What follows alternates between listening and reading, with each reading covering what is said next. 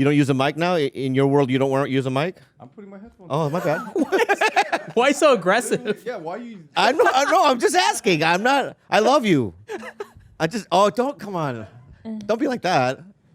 Don't be like... Okay. I won't be like that. I didn't even sit down yet.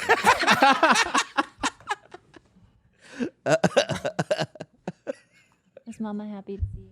Yeah, she's so sweet. I love that dog. That so dog nice. is so good. Nice dog. We just went on a walk. Can I just like take it in? Take it in, man. So cool. Elmer's glue. Oh my God. Own merch. Look at this merch. Let's see if I can recognize the artist. That one's so cute. The surf club one. That mask is scary. Yeah. Oh, that's amazing. Wow. That's kind of gross, that one there. You know it's not. It's a little, like, to look at it every day. To look at it every day, you'll get used to it, and then all of a sudden it'll please you. I have, like, amazing paintings that are just, I can't look at them every day. This is your home. You live here. What do you suggest we put up, Dave? Just stuff that is, like, Not Bobby porn. I mean, are you guys get in trouble for putting up old boy? Like, you need, like... You never thought about that. Yeah, I don't think so. I don't think so. It's been there forever. Wait, here's my thing. We're promoting the movie. Whatever. It's your guys' place. You put up whatever you want. I know, but I was just like, because you're like... You're the artiste. You're Basquiat here, baby. And it's like Basquiat comes in and says things are going...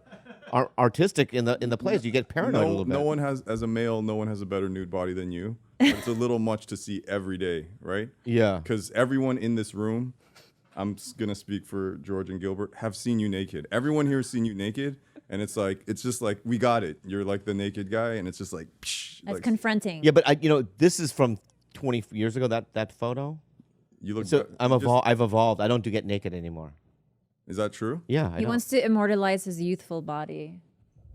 Is that true? He doesn't get naked anymore? Well, you can't because the rules have changed. Yeah, the rules have since changed. Oh, the rules have changed. Yeah. Right. If the rules were the same, It's not the era for nudists anymore. Yeah. Do I they would still play have the old nudists? game, you know what I mean, dog? But like the rules have changed, so I can't play the same game. Your foot is I'm gonna say right for a Korean dude, your feet are muy bueno. Por favor. Well, I mean, your feet, dude. Are we recording right now? Yeah, we have been recording. Oh, okay. All right. Yeah. So. But you should probably I won't say. start. I should probably what? Go ahead. Open. I will in a second. You're not gonna put your headphones on? You don't do I have need to. You don't have to. I've done this a few times. I kind of know. Come on, man. Come on, man. You want me to put them on? No, you could do. Listen, Bobby. Listen, I'm sorry. I feel like it's getting. Listen, here's the deal, and I want to be up front and honest with you, and then we'll start. Okay? We keep the recording. I've never been to your home. Welcome. I pull up. I haven't been to your house before. I know. It's beautiful. It's beautiful. Thank you. And then you invite me onto your podcast, which Thank you. I'm grateful for. And then the yelling is starting. Like the tension is getting up. I'm not telling you the art to put up on your wall. I'm just saying. I'm not. You do whatever you want. I understand that. I'm here. You're a guest here. You want me to put the mic here? You want me to put on? I'll do whatever you want. Dude. Like if you want to jerk off to my feed like that. I know. Bro, that's why I'm up. Can I just say what I'm gonna say? Yeah. Go. And then we can start. Yes. Okay. I apologize. Growth. Okay. Number one, I apologize about my behavior so far, and I'm gonna tell you the reason why I behaved the way I behaved. Okay. Is that number one? I've probably asked you in the last 6 years to do this podcast about 10 times. Probably more than that. Yeah, more than that, exactly. And you would say either a variation of no fucking way, no response, this and that, and I get it. Okay. So by you being, you have to imagine, it's like if Gandalf walked in here. Like, oh my God, it's the wizard from the movie. I didn't know that was a real thing. It's like, it's very surprising. You're a Lord of the Rings fan? Do you like Lord of the Rings? Yeah. Okay. How did it end? I'll tell you How did it end? I'll tell you how it ended. Yeah. Wait, you mean the original 3? No, I'm talking about the movie. Yeah, the movie. Yeah. Okay, so it ended by Return of the this. King, right? Yeah, bro. How Return did of the it? King- How did? I'm going to tell you how it ended, dude. Tell me how it All right. ended. So they come back from the voyage, Right. right? And my favorite scene right before it ends is when they're in Gondor, right? Mm-hmm. And then Strider, the king, sings the "Adon Kapotai," and then remember that? And then he sees the elf lover, Liv Tyler, right? And then they do well. First she goes. First she has like something over her face, right? And then because she gets shy. You know how elves get shy? She got shy and she's like, "Oh no," right? And then he lowers it down, and he goes in like wild for the kiss.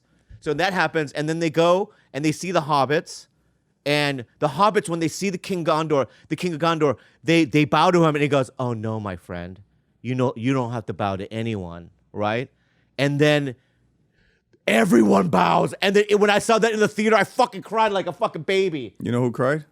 What? Me too. That scene? So what did you just say right now? You just nailed it right now. That's how Return of the King ended, right? That's not how it ended. I come in here. We haven't even started the show yet. You start hitting me with Lord of the Rings stuff, and I said, "You watch Lord of the Rings? How did Lord of the Rings end? The hobbits bow to the king, and you're trying to make up this thing like I'm the king, right? And what did the king do? What? He bows to the hobbit. What is happening? What the fuck? What is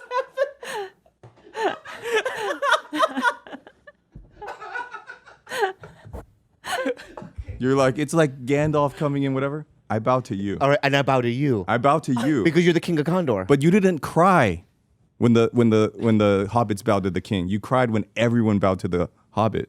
why am I the hobbit, dog? Let's look at you, dude. Okay. I bow to you. All right, and I bow to you, king. I bow to you. And I bow to you. We both bow. We bow to each other, bro. No, we all bow to you.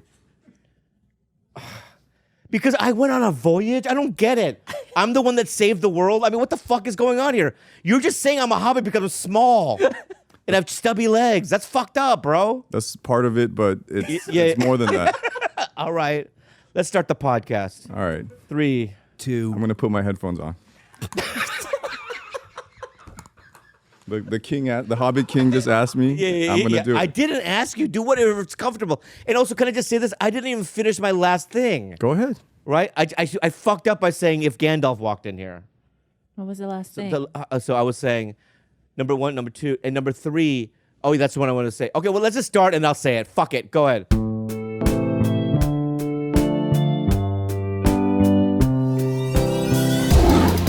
TigerBelly 300th episode.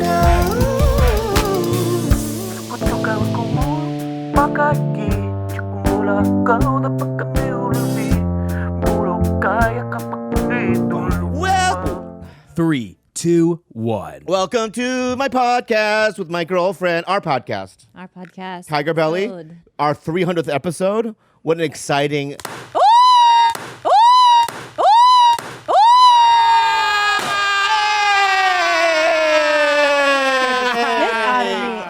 Hey. What do I do? I don't know. Those ones don't work. I think you have to turn the. That was scared me. I mean, That was less so climactic. this is our. Who's cleaning this? Not high. We hired Jules. No, is Jules gonna clean this? Yeah, we hired her. We paid Oh, her. really? Okay. Yeah. So, welcome to the 300th episode. I'm your Slept King, the captain of the ship. But you know what? There's many captains on the ship. And Gilbert, it was good to do 300 episodes with you, Chach. Thanks, man. Amazing job. You, man, you're all right with me. You know, I like your vibe. You're a good white. And I've always said that. When I see other whites, in Hungary, I said it. I know a good white too. And like, who? I go, George, you know him? Like, no. Right? Congratulations to you. And I've been asking this fool, and I'm going to say this. There would be no TigerBelly Correct. without DVD ASA. Very correct. Because, first of all, number one, I never knew that she could podcast. I couldn't. I know, that's what I'm saying. So by doing your show with Asa, right? I got to see her evolve on your show, and see that wow, she's got chops.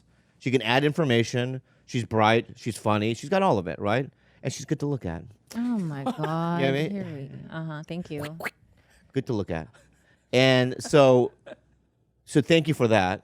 We wouldn't have this without you. And also, Does it feel like a century ago, like that we did? It was. We were in that padded well, let's white just do room. it. So can I just give a round of applause? Yes. Oh. This is what we do with every guest. You're not The most, special. I would say the most special guest we've had in all of. Yeah, because there would be no. It's like almost saying like there would be no Bible without the Lord. He's like the Abraham Lincoln. Yeah. You're the Abe. I bow to Abe you. Lincoln. I bow to you, dude. Don't do it again, please. Oh no. Oh no.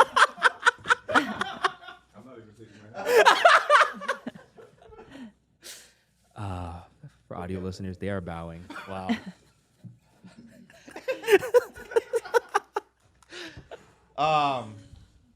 Here's what I want to say. I want to close. I want to say this. Also, when you Wait, say it. Say his name. David Choe, everybody. Thank you. So when I saw you park your car, come inside the house, and we talked, and we're walking in, I literally don't recognize you. I know your face, right? Because you're a Korean. You have a big head, right? You got that face, right? But I just didn't know what kind of Korean I was watching, because it's like you're completely different. You've lost weight, first of all. You look nice, Thank you. right? And your demeanor is just completely different. Before it used to be like the Tasmanian devil. You know what I mean? Walking into a room. And now it's like you're just calm. You're very That's a projection. I'm just gonna go ahead and stop that. Dave has never been a Tasmanian devil. You were that. Dave's always been way calmer than you. Thank you, Khalyla. I appreciate that. you're right. You I was just project- I described was- yourself to a T. I was projecting. Yeah, totally. And I apologize for that as well. Okay?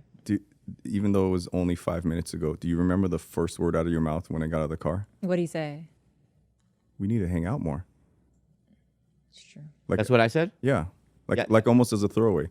And then like as you were undressing me with your eyes, I wasn't doing that. you were just like No, staring. I was not. You were staring at undressing me you. like That's fucking absurd that you would say that. you weren't like staring at me like in a weird way. Not a sexual way. I didn't say that. All you right. were just whatever you were I doing. I was looking at you, and I was like analyzing. Head to toe assessment. And as you were doing that, you Yeah. just threw out a quick, we need to hang out more. And That was a good thing. yeah. And so can I ask you a question? Go ahead. Why aren't we better friends? Oh, I want to hear this. Interesting. What an interesting way to start this thing. You could say I don't want to answer that question, and we can move on. No, I'm not. Let me say this, my friend. Yeah. I'm a lot of things. Yeah. What I'm not is a coward. What I'm not, bro, if not there's a bad. fire, I'll run through it. Okay? So I'm going to address it full right. force, as if there's a train coming toward me. All right. Right. It's not. We are good friends. Are we? No. The train hit you. The train just hit me. No, okay, let me just say this, okay? Is it my desire in my heart to be better friends with you? Yes. Did we just go through a pandemic? Yes. We didn't see anybody, right, Khalyla? Just let's throw out the pandemic stuff, because even pre-pandemic, I'm going to go ahead and side with Dave here. I think you're a Oh, difficult. this is insane. Well, this is something you're Yeah. a difficult person to get close to because you are. What do you call it? That avoidant. There's a certain term they use in therapy, but you throw out a lot of yourself to people as a way to keep them at a certain distance. do you remember meeting me? Do you remember how we met? 100%. Do you remember? I do, but I would love to hear how you remember it, and then I'll tell you how I remember it. Okay. Do you want me to go first, or you want to go first? I'll go first. All right. If I may. It's your show, dude. Okay, thank you. All right, so it was at the 101 Cafe, Yes. Okay. I was sitting there by myself because I lived on Beechwood, so I used to go there all the time. It was late at night. And from my peripheral vision, I see, and I don't take this the wrong way, a Korean warlock. Don't take that the wrong way. It was, you were dressed in some sort of garb.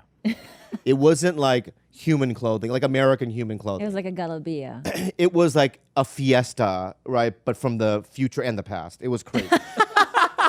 It was like he was wearing stuff, right? I mean, you weren't, there was a poncho for sure. There were just things going on. You probably weren't wearing any shoes, nail polish. And from my periphery, I go, am I imagining this? And then I kind of looked and I go, no. And also, I know who that is. Yeah. Immediately, I knew who that was. I go, oh, fuck, that's David Choe. He can dress it the way he wants to dress, right? Because if you were like a gardener, that'd be weird. But, That'd be dope, actually. that would be dope. You're right. So, and then you came up to me. Mm-hmm. Yeah, you came up to me, and I think you put your arms around me, Yeah. one arm, and you go, hey, man, do you know who I am? I think that's, oh, no, you said, hey, bro, I'm a fan of yours. And then I go, oh, shit, me too, I'm a fan. And then you sat next to me, and that's all I remember. I was soaking wet. Yeah, you were wet. I was soaking wet. I was wearing a suit, Yeah. much like this one. But you weren't wearing other garbs? My brother had just gotten married 2 hours earlier. And it was one of those parties where everyone threw each other in the pool. So I was with my brother and my friend Harry, and we were all wet.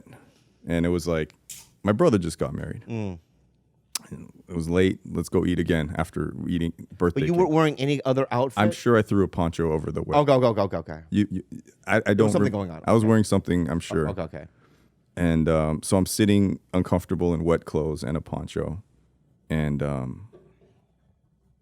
don't take this the wrong way. Okay, don't open. Listen, Don't take this the wrong here's way. what I hate when people do that. Here, just real quick, okay? A Korean warlock walks in.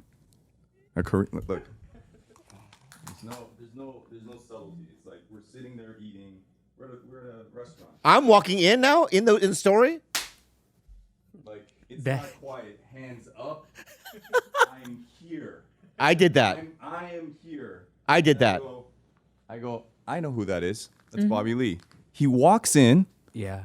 sucks up all the air and French fry juice in the room. I'm like, not only do I know who this guy is, everybody knows who this guy is. You're talking to all the waitresses. It's like This is a visual that I have. You have a visual of an Asian warlock wearing nail polish and a poncho, which may or may not, I can't confirm that. I have a visual of you with your hands up like this. I'm like, this guy is fearless. I don't know if he knows those people at that table. You are holding court at Cafe 101. I'm like, this guy does not. And then, of course, different time, different rules. A nutsack is out. So I don't even know if wait. Stop. Wait. Real Different quick. time, different rule. Different time, different rule. different time, different rules. Can I say this? One ball. One ball. I don't. All right, I'm gonna keep my voice. I'll keep down. Sorry. Not two I don't- balls. From I where I never- was, I could see it was one ball. I don't open up relationships with my sack out. I don't do a sack attack. Up. I don't think you knew who these people were at this table. There was a Caesar salad. There was I walked up to a random table with my sack out. Is that you what you're saying? were loud. I was loud. You were very comfortable. It was like you were at a comedy club. You were joking with people you knew, and as you were being loud, people were like, "Hey, Bobby Lee," and you would just go over there. Oh, how you were annoying. like, Zzz. But it's annoying. your neighborhood cafe. Yeah, it's your hood. You It was. I had been there for decades. I have a very clear vision. I could paint it right now. Yeah. Of you standing at the edge of a table. One of your balls is at the edge of the table, and some people are dying. Salad dressing coming out. They're laughing, and you couldn't be at more home. Yeah, I like, didn't. You The hey, ball thing. Don't defend it. Just it just. Okay. And what am I doing where I'm sitting? I'm like, I've never met Bobby Lee, and this is what I imagine he would be like. He's here just, and normally when I meet celebrities or I see celebrities out in the wild, I don't approach them. I go, there's that guy, and I don't say anything. And I said, this guy seems approachable. I don't go up to someone and put my arm around them All right. and I see him and I go, he's talking to everybody. Yeah. So I'm gonna like I don't know if I'm ever gonna meet Bobby Lee again. I'm gonna try. Well, right? not only did we meet Davey, Right. if I can call you that. You can call me whatever you want. Okay. Not only did we You can meet, call me whatever you want, Robert. Go ahead. Oh, wow. Please don't bow again. we're not gonna. That took so But there was a second though. Admit it that we were going to. Yeah. Yeah, I know. I felt looked at it. your eyes. Yeah. I felt it, like I felt me going forward, but then you stopped it. Thank Yeah, you so yeah, much, yeah. because I don't want to go down. I I'm here sat for. there with my brother, and inside I felt this guy is very unsafe. This is an unsafe person. Like he is making, because I don't know what's coming next. Yeah. We're just sitting here eating our chicken and waffles, whatever, and he comes in like the Tasmanian devil. He starts eating people's French fries. Nutsacks are out. And I go, I don't know what this guy's gonna do next. One nut is out. Okay. I don't know what he's gonna do next. And so of course I'm attracted to that. I know you are. So I go closer to you instead of being like, that guy's dangerous, I should go away from that guy. I put my arm around you Yeah. like a moth to the flame. Well, it's like you ever see Mad Max? Not the new one, but the old ones. Mm-hmm. And that one, you know, that big gigantic guy, but then he has that little guy, the Master Blaster, Right. right? That it's almost as if I'm that little guy, you're the big guy, Right. and we were separated 40 years ago. You know what I mean, or whatever. And it's like, I like that. hey, you know what I mean? It Let me get was- on your back. It was as if we always knew each other, and we could do this thing where it's about race. You're this kind of Korean or that kind of Asian, Filipino, Mexican, whatever. Yeah. But in this life, Yeah, that's it. yeah, that's it. Right That's there. it's almost. Wait, imagine who those am I? I'm the little guy, right? No, I'm the little guy. You just called me a hobbit earlier. How the fuck are you? You're the big guy. You're the king. You're the king. Don't do it. Don't do it. Don't do it. No. No, I knew. Oh, no. So I get. Let me get on your back. Yeah. Hey, hang on. Oh, Oh, yeah, he does have bad knees, but Okay, you get on my back. Yeah. I'm fat, dude.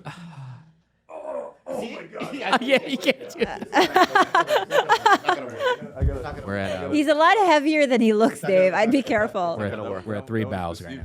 So Very deceiving. very deceiving. So So you meet people in life, Yeah. whatever race they are, and it's why when I did do a podcast, we didn't have the biggest numbers.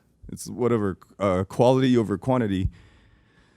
The people that I connected with, you go, oh, it's like a family, or it's like a cult, but it went deeper than that, right? You connect with the outcasts, right? And then you just know, and then when you meet someone like that, you're like, that person's unsafe, I'm unsafe, we're all fucked up, and then the fucked upness meets with each other, then you just feel at home, right? I met you and I was like, I don't know him because I just met him. Yeah. But I feel like I can tell him anything. I could feel like he could tell me. Like if you had just told me I killed someone and he's buried in the dumpster, I would protect you.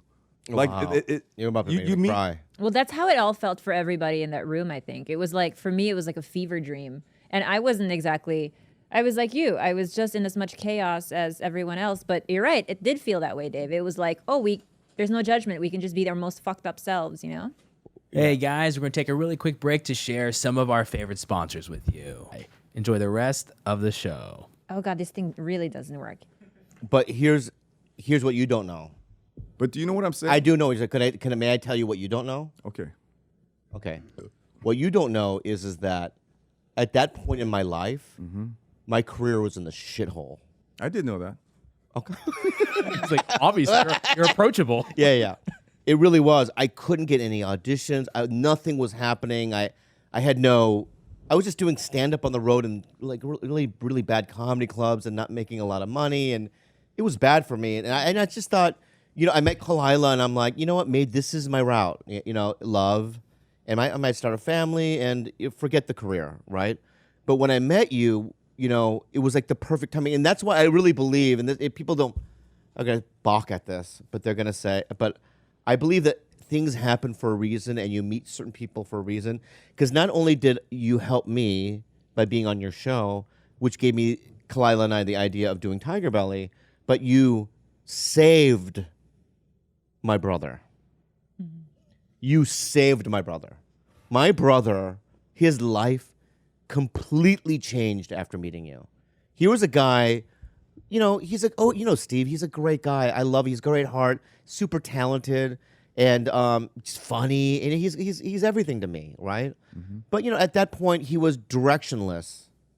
And when you came into our lives, you took my brother under your wing, and you changed him. You made him the singer of your band. That's incredible. You guys toured and opened for Steve Aoki and festivals and whatever. We saw you in L.A. and the rooms were packed. You couldn't get in. You were there too, right?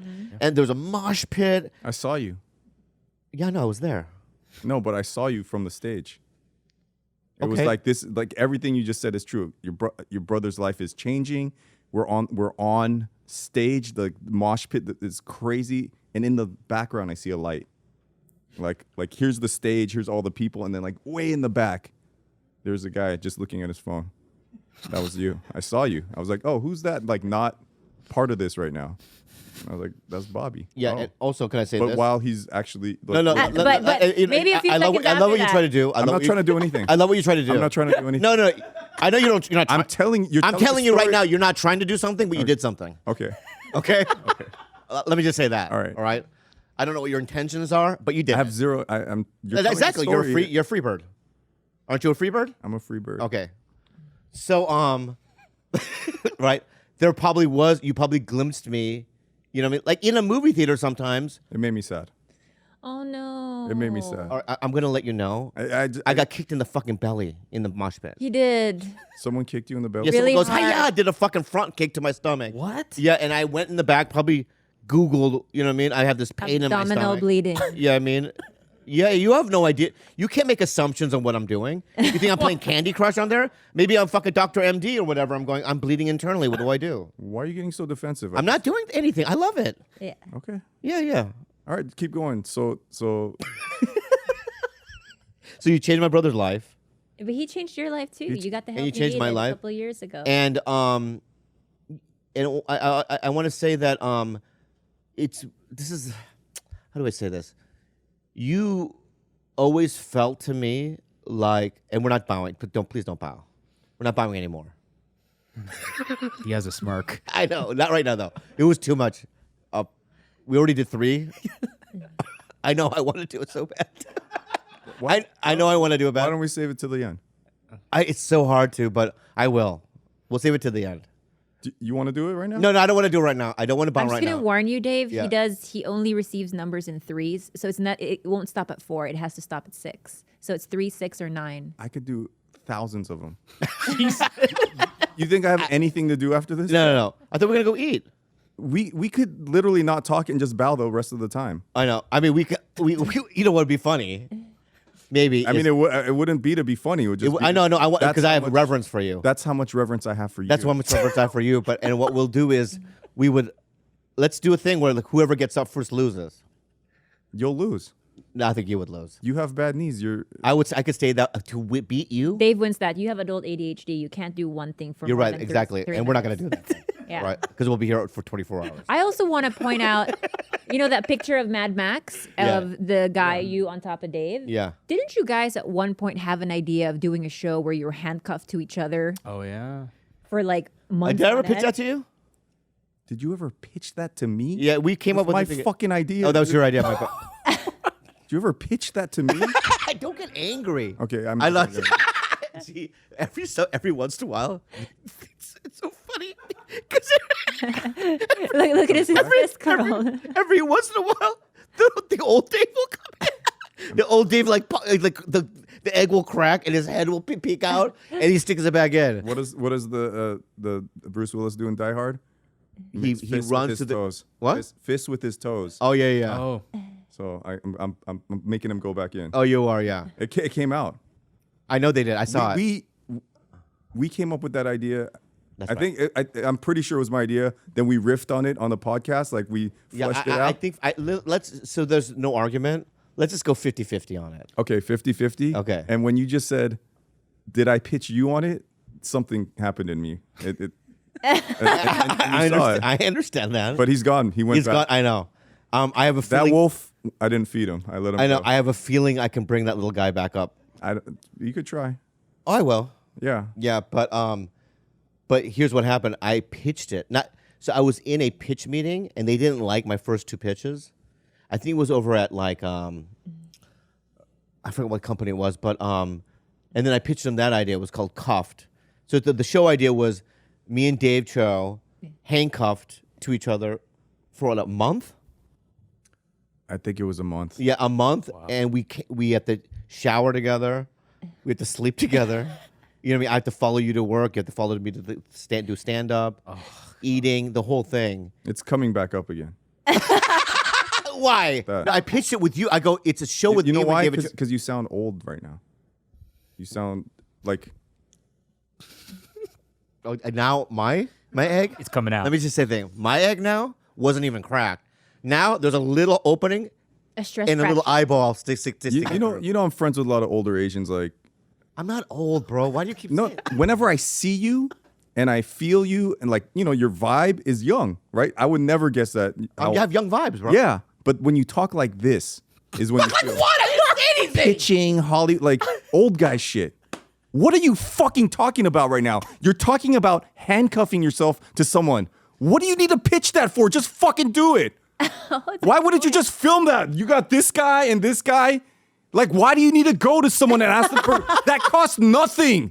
It's a fucking handcuff. You go to a sex shop, you get the furry one so doesn't hurt your wrist, and you handcuff yourself to someone. You got the cameras. What do you need someone else's permission to make that? Okay, I'm going to go back in. I'm going to go back in. Okay. I'm going to go back in. All right. I'm out. What do you mean you're out? My head's out of the fucking Okay, show. okay. All right. You got me. When you get louder, I'll get quieter. All right, yeah, you got me all riled up. Okay, so I'm going to say this. I'll tell you why you have to pitch it. Ding dong. Oh, Okay. my Okay. It's because... Okay, old boy. Okay. Okay, old boy. Okay. All right. That hurt. I'm sorry. All right. That really hurt. It's just I know. What you Okay. just did would hurt me. okay. I'm sorry. Okay. I'm just saying you got a young vibe, but when you talk like this, Okay. it sounds. I'm going to tell you... I'm going Okay. to teach the youngster Teach what me. it's all about right now. Teach me. Okay? Is I don't have my whole... I have a limited time on Earth. Okay? So for me, it's like, I ain't going to fucking be like, hey, George, I'm going to handcuff myself to Dave Choe for a fucking month of my life, right? And then we make it... There's no... the possibility of me making no money off of it, right? I have a TV show coming out Friday. I know you are. Congratulations. You know how much it costs? Nothing. Because I remember you did it. How much should I pay you? Nothing. Yeah, it costs nothing. It costs I do- no- I do You know, think I did a David's show onto for Vice something. called Thumbs Up. Yeah. You know what it costs? What? Nothing. It's me running hitchhiking with the camera. I do think he's onto something though, because you still operate under the idea that there are these like big Hollywood gatekeepers Sound that have to old give you permission. when you do that Hollywood shtick. It's dead. That's all dead now. You got to let that stuff go, man. I got a limited, like, Don't break the cup. He's squeezing it. let me show you how it works. You're showing me how it used to work. I'm not going to handcuff yourself to me with the chance that it might not make money. You're coming in here and you just explain to me, thank you, you're being reverent. Thank you for, DVD say that led to this. Does this show make money now? Does this show make money now? Whoa. Does this show make money now? I know, but I'm gonna answer you, dude. I'm going back I'm to- gonna fucking answer you, dude. Yeah. All right. Yeah. You gotta give me a chance, dude. You can't say it 3 times in a row like that and elevate your fucking voice. That pisses me off. You know why this show makes money? I used hymns on the way here. I did Blue Chew. I have my Rich Wallet. Yeah. Yeah. I know. Yeah. How many Nosotros Papayas accounts do you think I have? Yeah. This show makes money I know it does. because you believed in yourself. This guy. Do you believe in yourself? It's a warlock, man. Do you believe in yourself? Yeah. I believe in myself. Of I need course to go ask for permission to see if I could get handcuffed to my friend? What the fuck are you talking? Make that show. It costs nothing and it will be the fucking funniest shit you've ever seen. It'll be the funniest shit. Yeah. That shit will never get greenlit. My show never would have got greenlit. You just make it. It doesn't cost anything. You have the cameras already. You already got these guys working for you. You just make it. Why didn't you answer my first question? Why aren't we better friends? Wow. Because You did all this. You're connecting. You're like, this is what it meant. This is what you meant to me. I'm asking you. you do, oh, you saved my brother's life, this and that. I'm pitching. You're getting off. Just answer the question. I'm going to answer your fucking question. I felt something when I met you, and I'm sad that we're not better friends. Bro, you had a baby. You never fucking call me, ever. You never call me. I don't call anybody, Dave. The only time in 7 years that you called me back the fastest ever was when I called you to say, I'm thinking about making my own TV show. I got a call back in like Hollywood. It's so Hollywood. I think you're making that up. And that remains to be seen if that's true. It's absolutely true. Remains, and everyone in this room knows it. It remains to be seen. Every fucking person in this room knows it. I'm going to say this, okay? If you want to go into my phone and check the data. I'm not. Oh, listen, amigo. Who did I ask to be on the show? Listen. Who did I? Why? Because I don't even know if you're ever going to respond to anything. You go to. I'm like, you were sick. You went to a place. I wanted to see how you're doing. You never responded. I said, hey, you just got out of a real serious place. I'm checking on you as a friend. And I'm like, oh, I guess, I want to know that you're doing better. Yeah. And I go, okay, you know what? Let's be honest with you. You said you're going to answer my question. You said, you know what? I'm many things, but you know what I'm not? Yeah. Coward. Answer the question, coward. I'm about to answer. You won't let me You talk. won't. You keep deflecting. Answer why we're not better friends. I'll answer the fuck. Answer why we're not better friends. I'm gonna. You go back in the. Please go back in there. I'm going in. Hey, can you tape the eggshell? Yeah. Just tape it down or do something, okay? Yeah, I'm sorry. All right, so can we just calm down? I know you got with emotional, and I'm calm. I just want you to answer the question. I am gonna. You won't even fucking let me talk, fucker. All right. All right. I'm gonna answer this. What is the question again? Why aren't you better friends? We meet. We sit here, talk for 20 minutes about our connection. You're that kind of person. We connect. You're unsafe. We get it. We get it. We're family. We felt like we know each other. You can say or do anything. I could say or do anything. Mm-hmm. And yet, there's no connection. There's no connection. Yeah. Yep. You did come on my show. You asked me outside. You said, save it for the show. You said, hey, I saw you put up a clip on Instagram of you interviewing me. Am I going to make it on the TV show? No. Okay. I mean, maybe season 2, if there is one. Yeah.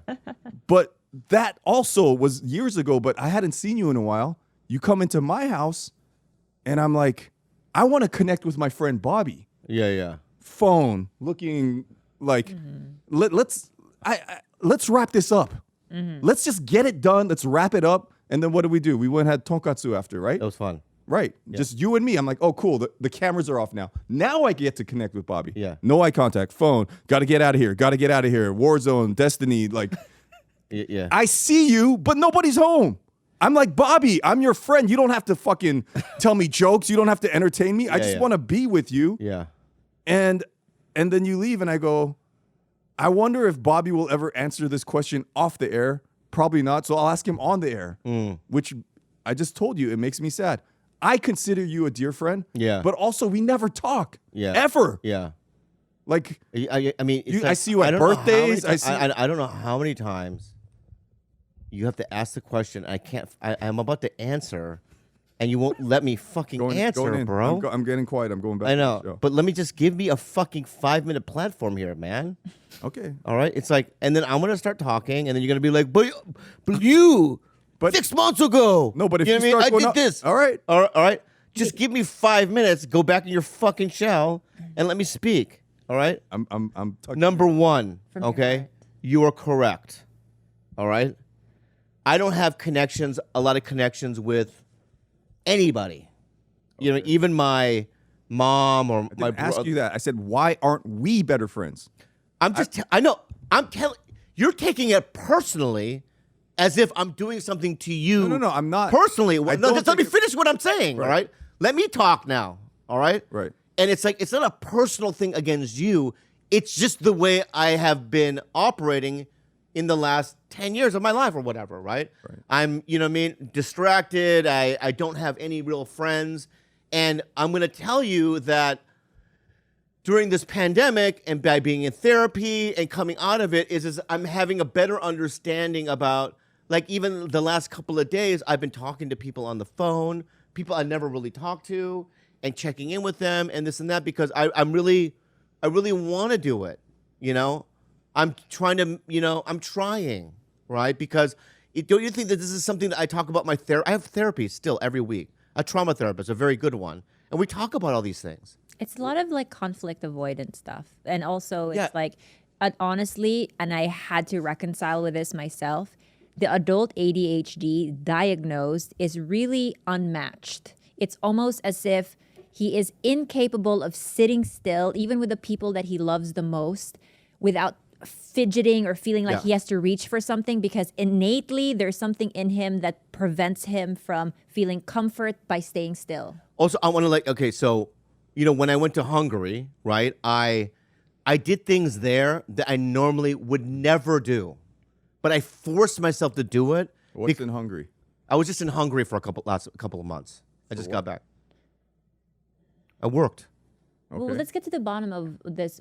Talk more So, about. no, I want to talk setting about up. what I've been forcing myself to do things, right, that are uncomfortable for me, which is connecting with people. Okay? And I feel like I did that when I was out of the country. And when I came back, I literally made a conscious decision in my mind. I'm like, you know what? I want to connect with, I'll give you an example. Today, my friend Kevin texted me and goes, I'm having problems with my mom. You're not going to probably answer, but I'm having problems with my mom. Normally, I don't know why, I just wouldn't, right? But I called him immediately and I go, what's going on? All right? I'm trying to do it because I know that it is an issue with me, okay? And, when I saw you today, it was a genuinely, like an uncle or something that I haven't seen in a very long time. I genuinely love you. I genuinely feel like we're two peas in a pod and we've known each other for eternity. As soon as I got out of the car and you said, we need to hang out more, and in my mind I was like, that's not going to happen, I felt sad.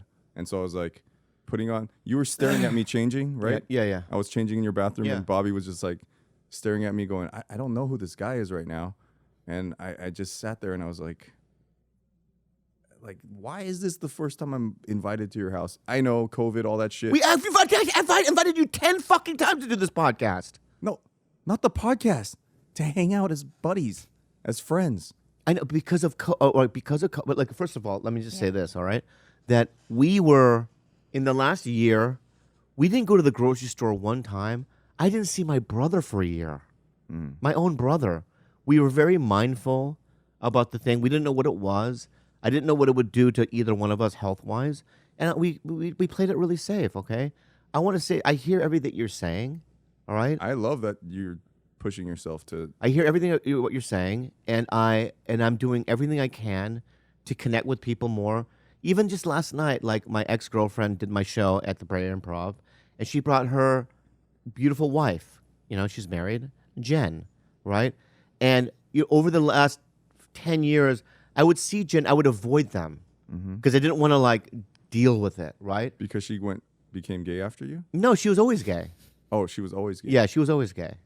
But then she was with you?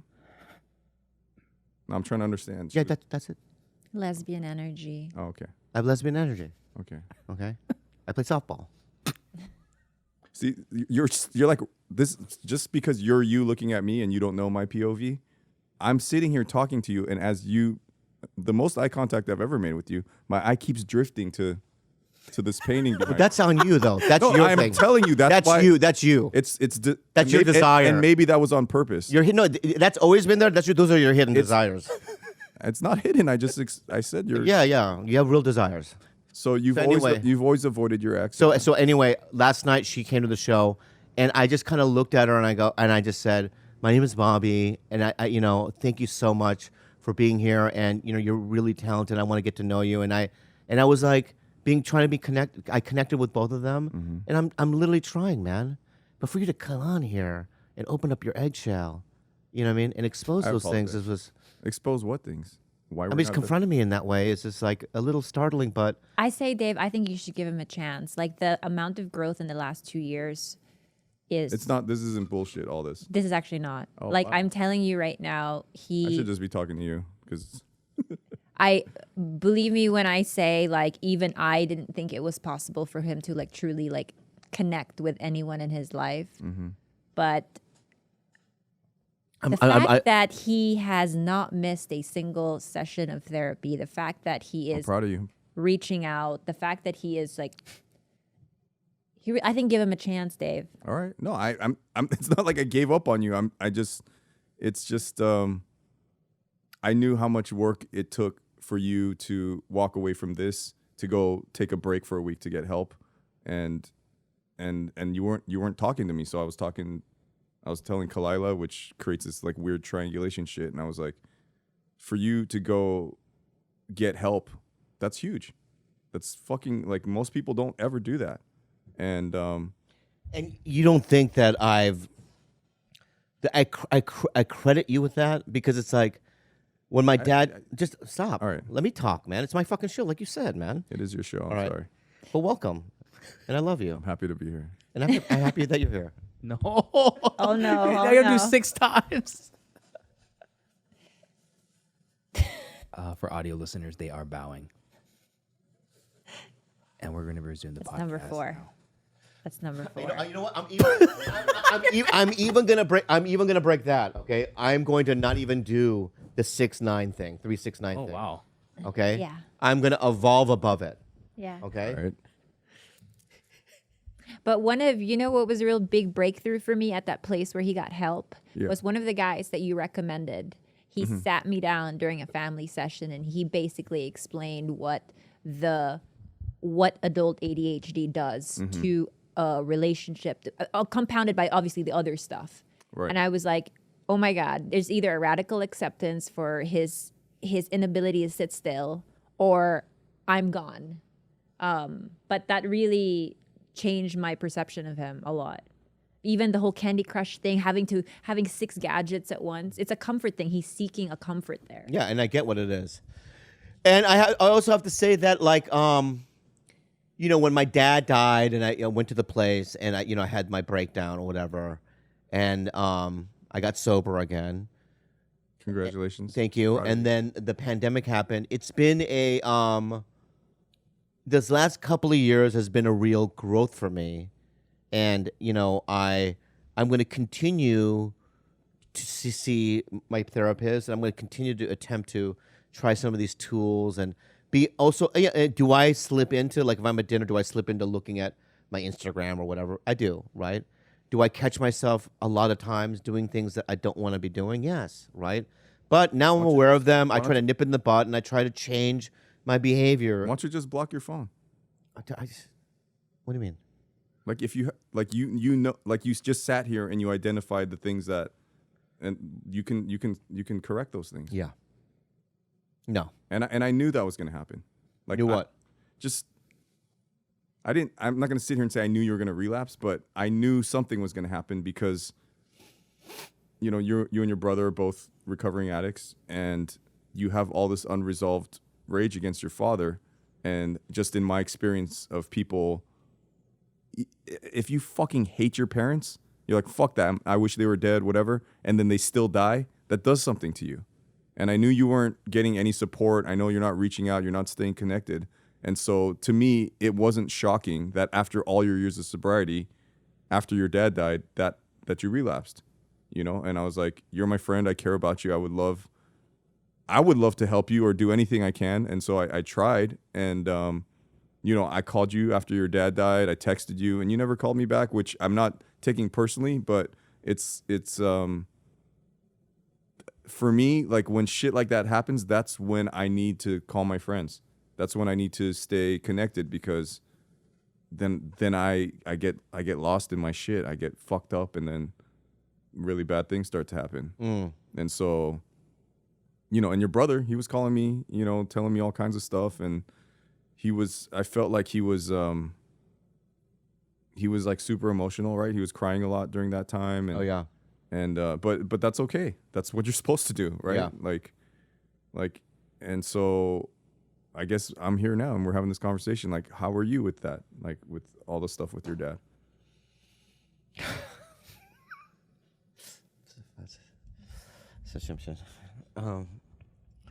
I'm good with it, man. I'm It's dealing been with it. a year and a half. I miss him every day. I think about him every day, and Where is he? he's over there. Oh. Where? Where, babe? We gotta show Dave. I never met your dad. Where here he I- comes. Boom. Oh, wow.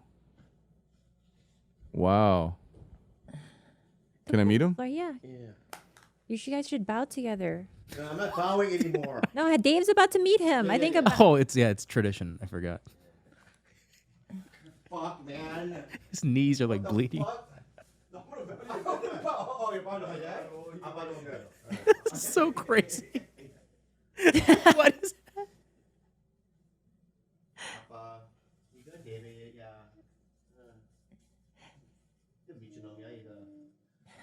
Sorry, I never got to meet you.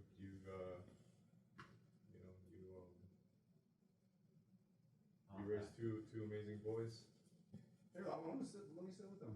I just met them. Oh yeah. Are you okay with that? Don't drop him. I'm not gonna drop him. All right. Mr. Lee. That is a really cute picture of your dad. I love that. I love that That photo too. picture, he looks like you and Steve. Yeah, yeah. Yeah. That's great. Like that vest over that polo. Yeah. So cute. You know, there were times when, if I look at that photo, there were many times where he was that guy.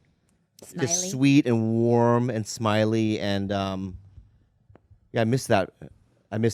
You know, it's, Do those memories come often? you know, it's funny. It's like the stuff that's negative happened so early on. And I think it's so deep seated Yeah. and so just rooted into my body deep that like, it's one of those things where was so used to coping. It's just because it's always been there that I'm so used to coping with it. You don't even recognize it's there, right? So it's like that guy, you know, showed up in my 20s, you know, just like this kind of this warm, you know what I mean, very funny. He'd fart in your face if you're laying on the couch, kind of a guy, you know, and he didn't speak English very well. So I don't know his innermost feelings about anything. About what life is about, I didn't know what he cared about politically or about. Did you ever ask him? Yeah, he just has no answers for me. I don't know later, I tell you. I don't know how to tell. Did he have explain. connections with other people, like deep friendships No, with people? no. I mean, dude, you have to imagine when my dad died. So this is what happened. You know what my dad said? What? What you just said right now, it sounds like your dad was like, didn't have the words. He's like, oh, it's too hard to explain or something. Yeah. As I start to, you know, do some work on myself and try to develop, you know, to stay connected, I'm looking at a picture, you know, I'm looking at my dad's face while I'm eating dinner, you know. He's like, eats like a turtle, just kind of slow. Yeah. I think it was after Thanksgiving, and I say, I don't fucking know you, dude. Like I'm old and I don't know. I'm like a man now. Yeah. Like I don't know shit about you. Yeah. I know some stories you told me this and some stuff that my aunts told me, but I have no idea what you think about. Like I don't really know you. And Yeah. he's just sitting there like this. And I go, hey, I'm a grown up now. I'm living my own life. Do you want to get to know each other better deeply? Or do you want to keep it the way it is like this?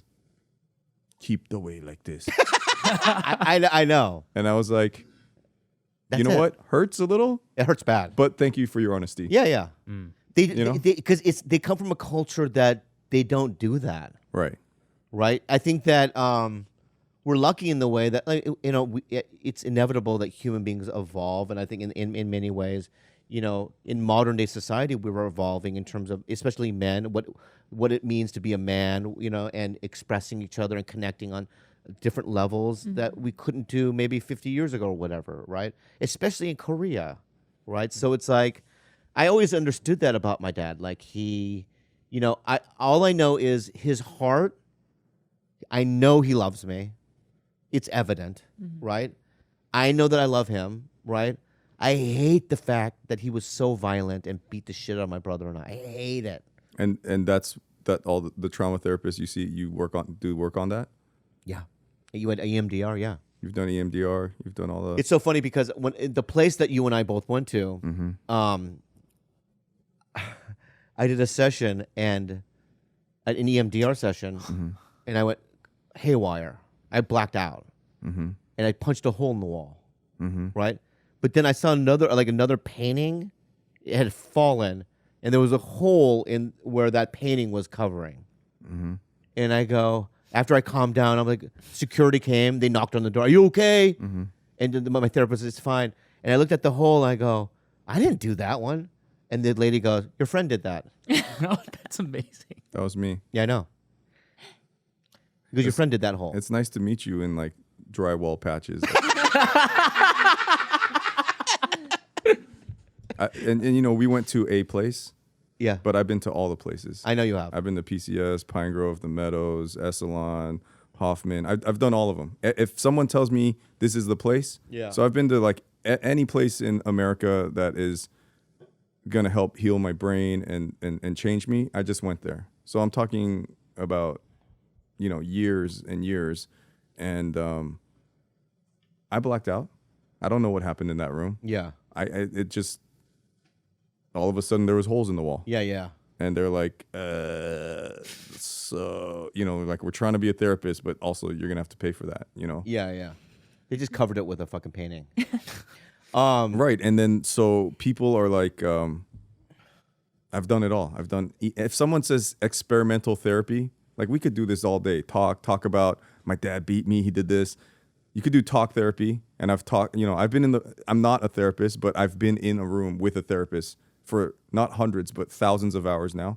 So like I've heard a lot, and yet, you know, for me, it was helpful to punch a hole in the wall in a safe place. Yeah, me too. But at the end of the day, all those places are still a business, Yeah. right? Yeah. They're like, oh shit, Bobby's having a breakthrough right now, but we can't afford him hurting his hand and then a lawsuit and whatever. Yeah. And so all these places, I'm like, oh wow, whatever this experimental thing of me doing this is, it's starting to work. But then they cut it off because they're like, oh, Dave, calm down. It's getting a little. Yeah. It's getting a little. And I go, why did you stop it? I'm having a breakthrough. Yeah. And they go, we're a business still. Yeah. We got lawsuits. This is an office. Yeah. There's people. There's you know. And I go, oh, well, I can afford that. I'm an artist. I have an artistic license. Yeah. And all these words like mental health, depression, ADHD, 12-step program, addict, like all the words, they're all like, they sound, I don't want that. But if I hide everything as an art experience, right? Like this is an experience with an artist. And then I don't have to, you know, subscribe to like, this is a business and it's about making money and whatever. So I took all those things and it's like when you introduce play and like, it's like, I don't know how much me talking about all the traumatic things that have happened to me, it helps. I'm not saying it doesn't help, but I'm saying like you used to always make fun of me because you were in, before you relapsed, you were sober for how many years? 17 years. Yeah. So you'd always hang that over me. You're like, it's pretty cute, Dave, that you're starting to get help. I got 17 years. I got 17 years, Dave. When you get 10 years, then you could talk to me. And I'm like, And would, first of all, would never sound like that. Come on, Dave. You know, talk to me when you have 17 years. I mean, I would never say that. you would say that, and you did say that, and everyone in this room knows it because that's what you sound like when you're an asshole. And Oh my god. Is that the egg? Yeah. Oh, the it's egg's cracking. coming out. Yeah. Is it balut or is it like Is that normal? It's not balut. Hey guys, we're going to take a really quick break to share something very personal to us here that we use. Enjoy the rest of the show. All right, so you would say stuff like that. No. You're telling me that you never shamed me like that. I don't think I would have shamed you like that, but you know, if you're saying that I did, then I did from your perception. You said that. Okay. You're like, Dave, I'm not a newbie to this program. I haven't taken a drink or drugs in 17, you know, you would say shit like that. And I'd be like, okay, I'm happy for you. I'm telling you, I'm just starting this. Because I would only say that if you kind of poked at me, right? You know what I mean? Like trying to like teach me about some shit about recovery. You were and then my defense would have been yelling at me my before I defense even would have sat down in this room. I don't poke you. You poke yourself. Oh, I poke. Oh, come here. You help me, babe. 5. It's a bow break. Bow break. Bow break, guys. Oh my god. It's a hard You reset. get up first. No, you get up first. Yeah, well, Okay. why? No, you're the king. You get up first, and then. No, I'm not gonna get up first. You get up first. You get up first. Khalyla, do something. It's just a bow break, guys. But man, Bobby's shivering. It's crazy. Get up first. All right, I'll get up first. The king, you ordered me, so I'll do the king. Okay. The king says Wow. get up first. I'll get up first. Number 5. I'm proud of you guys. I feel like this is breakthrough. This is breakthrough. You know what? And I'm going to call you now, and I'm gonna be that guy, man. I love you, dude. I really do. I love you, and I think, Hey, yeah. you just said it in front of all these people in your audience. I believe it this time, Dave. I promise. I think that. I really do. I'm gonna know. That's all I wanted. You didn't have to do all this other shit. Like, Yeah. so when we gonna do this handcuff thing? Do the I handcuff really kind of want to thing. do. I honestly think it's gonna be a hit. I will laugh for the rest of my life if you guys actually do that. It's gonna be very inconvenient, though. I feel like there's going to be a 'Cause you're- lot of assaultive things happening. First of all, I thi- shit do 5 you- times a day. do you You'll thi- have to go to the bathroom. You think I'm stupid? No, I Do you didn't think I'm stupid? No. What? What? What the fuck is your? Do you think I'm stupid? Kind of. I actually kind of think you are. Yeah. I kind of think you are dumb. First of all, thanks for your honesty. Uh huh. I listened to your show. Yeah. I've heard you on this show over the years. How long's this show been out for? 6. Almost. For 6 years? Yeah. Your star fucking attitude. You pitch this handcuff thing to anyone that comes on the show. It's not special to me. You go, oh, hey, I came up with this idea. You offer it to every fucking person that's been on. You know what? You think I'm stupid? No, You think I'm dumb? I think you know what these are things. If stupid, These are fucking things. if Stephen Yeun came in right now, you wouldn't offer that to him. No, Hey, I do it. wouldn't fucking offer that to him. These are things that you don't say out loud, man. You say it on the side, like, bro, it hurts my feelings. George, that- cut this part out. Why? You just said I shouldn't say it out loud. No, we're keeping it in. We're not Oh. cutting anything. George, erase that from your fucking log. Log, the captain's All right, let me log. say something right now. Don't tell George what to do. I didn't tell George what to do. Okay. Thanks for doing it, though, bud. Really good to see you. You're ending it now? No, I'm not ending. I'm not ending it. No. Can I tell you how I picture this setup? What? Slept King. I don't know. What's the accurate number of hours you play video games a day? Right now, 3 or 4 hours. Oh, Khalyla space. No, 3 or 4 hours. Skyrim? Yeah. That's not true, babe. Yeah. All right, whatever. It's hours, right? Yeah. It's a couple hours. And you probably, I don't know, the visual I had is that you're like Hannibal Lecter and you're just like porn, jerking off, video games, coffee, cigarettes, whatever. And then Khalyla like wheels you into the podcast room. Yeah. I don't know if there's a clock behind me, but it's like, Yeah, that's not, let me finish. Like, why is this podcast end after an hour? Why is the only bit unhelpful advice? like you could be bigger than Joe Rogan. You could be bigger than, like, you could have the biggest fucking podcast, and it's just like, just fucking like, dial it in. Like, let's just do the least amount of work.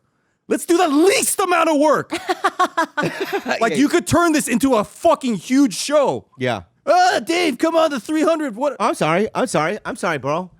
This isn't my only dream, dog. So what's your dream in Hungary? Your dreams came true in Hungary? No, but Your dreams came true in Hungary? It did, kind of. What happened in Hungary? I did a movie.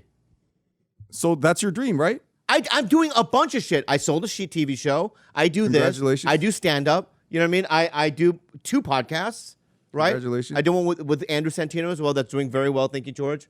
Right? My point is that I've got a lot of balls in the I haven't been looking at George while I've been I got a lot of balls. I'm juggling 8 balls. as I'm telling you this shit. I just see his head going like this. Yeah. I see Gilbert over there. Yeah. They know it's true. What?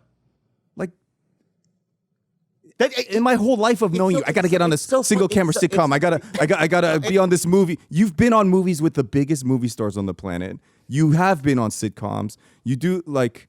I just want to do my dream is when I first signed up for open mic Yes. back when I was 23 years old was I just remember signing my name and going, I want to do it all. I want to try it all. I want to do stand-up. I want to act. Maybe if I can do radio, that'd be cool. I want to do animation. And I've done all of it. And I still do all of it. And nothing's going to stop me because my dream, it's all encompassing, all of it. In So one which little one? ball. Which one of all? And I'll be here to say you have done all those things. Which one of those things makes you the happiest? Doing the 2 podcasts, right? And also I like acting. And then stand-up next. So stand-up's the least. Stand-up for me is something that I'll always do, right? I did it last night for the first time in over a year, which went really well.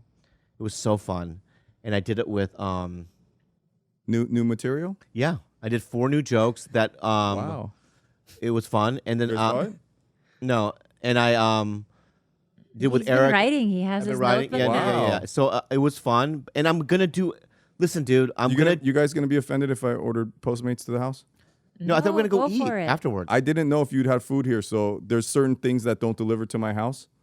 So I checked here and I ordered. I got some for I know everyone. what you mean. You're right. Well, what It's did like you a- order already? He's here right now. Can I get it? Yeah, I'll go get it. No, Okay. you keep talking. All right. What is it? Oh, my God. When did you order it? Before the podcast? I'll tell him someone's coming out. Okay. Yeah, I ordered it right when I was pulling in. I just. Oh, my brother said, yeah, he wants to eat. Okay, let's eat. But you just got food. Whatever. We'll take it. We'll eat it tomorrow. Is that rude? No. You could do, if you wanted to sleep here and live here, we would let you live here. Your family, God. You really are. I look at you like you're my cousin. I literally do. Like we share What the have I same been blood. so far? I've been a warlock, your uncle, I know. a wizard, You're all of it. and your cousin. There's something about you. It's so funny because it's like you're very Korean in the way, and I don't get like white dudes or any of my friends in comedy, right? They can't. The only people that can get me into that tap into what my dad. But whoever's watching this right now, Yeah. if they watch this, you were there before I even sat down. Like the second I sat down, you were already, your energy was like a little bit, and the thing is, you do that to me too, and I know that. What is that? It's because we're so similar in many ways. I'll just say it like this because I'll be honest with you guys. Yeah. I have zero anxiety about being on TV or going on Rogan or being with Bourdain. Anything, I'm not nervous, but I got nervous today. Actually, that's not true. I got really nervous the last time I was on Rogan, and that's because I've just been out of practice, right? Yeah. So I'm like, fuck, man, I haven't talked to you like on the air or off the air in years.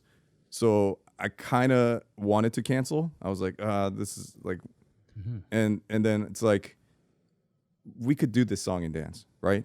You get loud, I get louder. Like, Yeah. we could do it. Like, you bring it out of me, and because you're a professional clown and I can be, we could say anything to each other, and I know we're still gonna go have dinner and it'll be like, there was showbiz, baby. Yeah, we yeah. could do that. Yeah. And there's something about that that's funny and makes me really sad, right? Why is it sad? It's the same thing that I started this with, is like, I could come here, I could tell you the fucking craziest stories, what I did last night, all of it, and I could put it in a witty way, and that was the best. I could do that. I know how to do that. But what I feel when we talk about like why is this happening? Like you flare up, it's because I'll just go straight to feelings. One, I feel sad that we're not better friends, right? There's two. Two, I know. I'm telling you how I feel. I know it's just. Can I? I'm telling you how I feel, and then you can tell me how you feel. I'm telling you how I Okay. feel by laughing. Go ahead.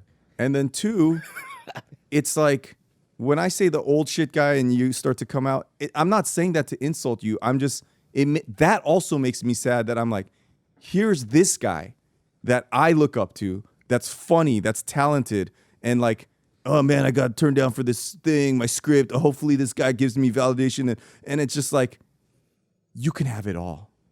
You can have it all. And like, even me checking in on you after you got out of the hospital, I was like, I've been there. I've been doing that for years. I can help you And hopefully you can trust me or look to me as one of many people in your life that can help you. And I said, the number one thing that I was like, I have to do after I got out of the most expensive like mental hospital was like, I need a podcast. Right? I was there for 90 days and like, I was like, oh, awesome. Critter, but like everybody, like I have to. I haven't done my own fucking show for 7 years now. Yeah. If I decided I wanted to start it tomorrow, those people are like just waiting. Yeah. If you decided I need a week, 2 weeks, 3 months to work on myself, none of these people would go anywhere.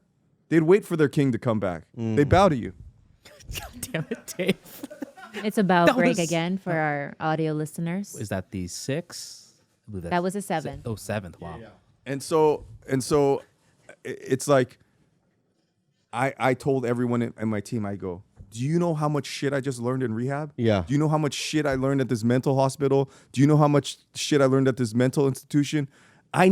It's my duty. It's my responsibility to entertain my fans, and I need to share all this info. And they're like, you're so fucked up still. Yeah. You're so fucked up. Why don't you integrate these things into your life before you start sharing them? Mm-hmm. And so what did you do? You podcasted like the week, I think even from the hospital. And I go, oh, God, I wish you didn't do that. And it's like, I care about you. And it's the sad, it's like, It's- you don't got to do It's shit. fine. Fine. Everything is fucking You should fine. know that fine isn't an Everything emotion. is fine. Fine is not an Everything, emotion. Okay, fine's not an emotion. Everything's All right, you just said it. It's fine, right? The same way you poked me with I got 17 years under the belt. I don't It's want. not the- I don't want to be fine. I want to be That's great. you. I want to. That's you. I want to. You don't want to be fine. I wanna thrive. I'm okay with where I'm at What right is now. sobriety to you? What? What is sobriety? You're not my sponsor. I'm- Why are we even talking about this, man? Because you just said I'm fine. Yeah, everything's. Listen, I feel great. Before you got here, this last week has been so magical. The last couple of months, and now it's like, So, you know what I mean? it's my fault. No, it's not your fault. I'm just letting you know that you're bringing up like things that are making me feel weird. You know what I mean? And it's making it's also it's like And about that, yeah. But and again, no matter what you say or what you do, let's leave. Let's do unhelpful advice, and I'll leave. no, we're gonna eat. You know we're gonna eat Yeah, with my we- brother because that's what we do. We act like this, and you confront me about like real personal shit, right? And stuff. And I'm telling you, I'm working on these things, right? all those- and then you keep coming back all to like all those times that you keep coming back to this shit, and it's like What, my feelings? Your feelings are fine. Everything's good. That's what you explained to me. No, You explained to me I got 17s. You never seen me when I'm drunk. You never seen me when I'm high. You don't want to be around that, Bobby. Yeah. And I go, okay, but is that's what I asked you then. I was like, is sobriety just stopping the drink? Is No. I said I don't want to be fine. I want to thrive. Yeah, I'm I want to thriving. enjoy. You I'm didn't say thriving. that. Are you? because I don't know the word. Are you? I didn't. The word didn't pop into my head when you just said thrive. It went ding. That's the fucking word. I would say he's thriving. I'm in the fucking last thriving, dog. week. I All would right, have I'm a to- thriver. Why are you yelling at me? I'm not yelling at you. You're the one that you're going crazy. But you're right, Dave. He was not thriving. Yeah, was he not was barely thriving. getting by. He barely had his head above water. But I will say, in the last year and a half, Yeah. there is a You just- sense of thriving. Listen, man. Why are you getting upset? I'm not upset. I feel great. Okay, I feel great. I'm gonna say this. What's up When with the weird voice? All right. This guy is gonna. Oh my god. Why is me telling you how I feel about you making you this angry? Because you keep repeating the same things. It's like let's just fucking move on from it. I don't want to move on. I know you don't, but it's like Is this what you do with This your trauma is not therapist? your show. Is this what you do with your trauma therapist? no, it's not what I do because you're not my trauma therapist. No, why I'm why saying- would I do this with my trauma therapist? Because you don't give me answers. You just go, I want to keep moving on. I already gave you all the answers, bro. I said I used the T word. What's the T word? Thriving. Oh. Right? We bowed 7 times already. I'm not doing it again now because you pissed me off. Right? Let's do an unhelpful advice. It's a good thing we canceled that segment. Yeah, we canceled that segment for Dave. We did? Yeah. Oh, really? So this one's called Question Time with a fan. We really stepped out of our boundaries for this one. Let's do question time. You guys, I don't want you guys to break this shit for me. I want to do unhelpful. First of all, listen, Dave, right? regardless of what we Bobby, I'm sorry. I love you so much. Shut the fuck up. I you know, do you know how early I got here? Early. No, like really early. How? I got here an hour early down there and I meditated, like on the. You know why? Why? Because This is how many times have you asked me to do TigerBelly? this is How many times have you asked me to do TigerBelly? probably more than 20 times. You know how many times I've done TigerBelly? This is the first time. More than 20 times. You want me to explain? Yes. Yeah, please. Every time you ask me to be on TigerBelly, I go home and I go, oh, my fucking bro, my big bro just asked me to be on TigerBelly. He did DVD. I say how many times? Like, I should do TigerBelly, and then fear hits me, and I sit there and I turn my microphone on and I record, and I go, how is with what I know about you and Khalyla and your family and all this stuff, how would an episode of TigerBelly go? Let me practice. And this isn't. Wow.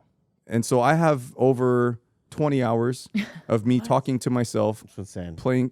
But it is. I'm not. I'll send them to you guys. They sound like I believe you. They sound like an insane person. Yeah. And they all end like this. They all end like this. And I go, here's all the bits. Here's all the things I know that can rock Bobby. Here's all the shit, the insecurity. It will be must listen podcast. And I'm sitting there giggling and I go, this shit is going to be the most listened to type. You know, I do all that and I record it. I hit pause and I sit there and I go, it will get laughs. It will be entertaining. And I feel fucking horrible. You feel horrible right now? A little bit. Why? Not horrible. I don't feel horrible, but I don't like how the longer the show went on, I sat there for an hour to just be like, I don't want this to happen. Because you yell, then I yell, and it's like, it's bro. what? It's fine? Wait, could it Not be just not what I would say. that It's not fine. you guys are just toxic It's- for each other? No, we're not. No, absolutely not. It's listen. Could Listen. it be? Don't sing. Perfect. Why did Khalyla make that face then? It's perfect. I just think that there is something inherently in the both of you that where your codes match in 8 different ways, but they mismatch in 9 different ways as well. To where it's like you bring a very magical thing out of each other, but you also bring a lot of deep-seated fucking rage out of each other. And sometimes maybe space is the answer. Maybe there needs to be a type of lack of closeness there because I think feelings get muddled and confusing. No, babe. What the fuck are you talking about? Don't call me. I thought about it. No, I'm going to call you. No, I don't want. I only want to be showbiz friends with you.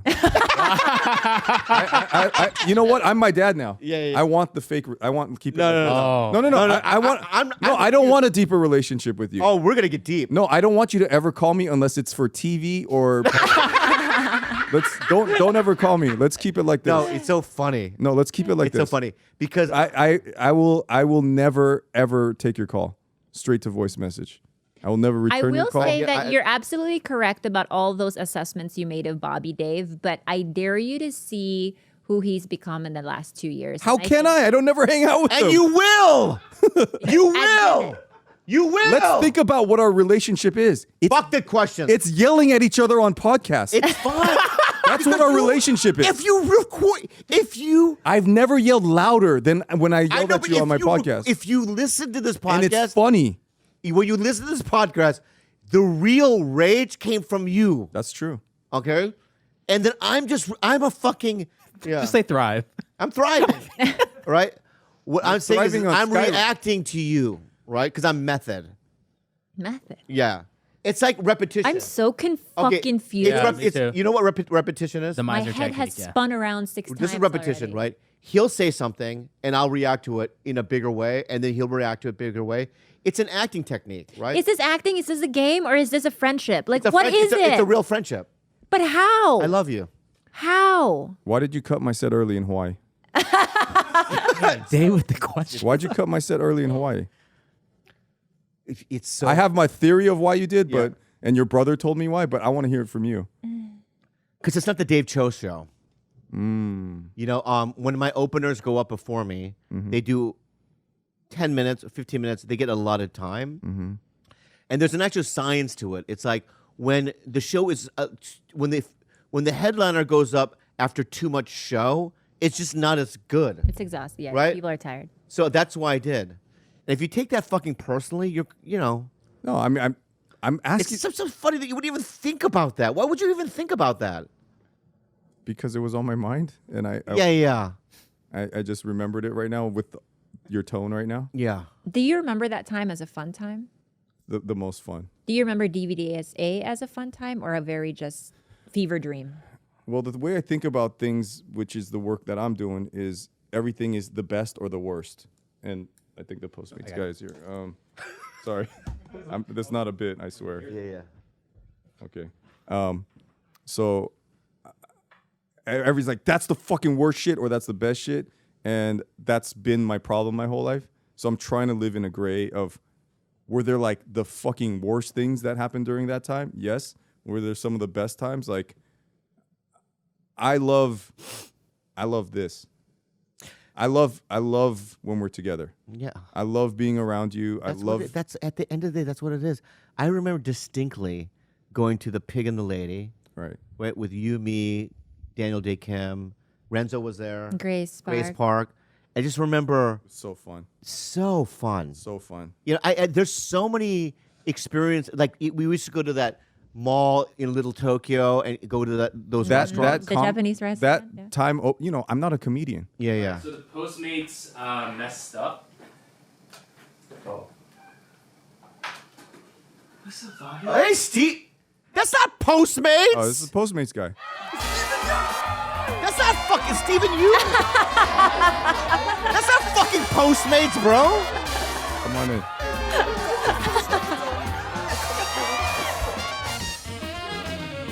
Hey.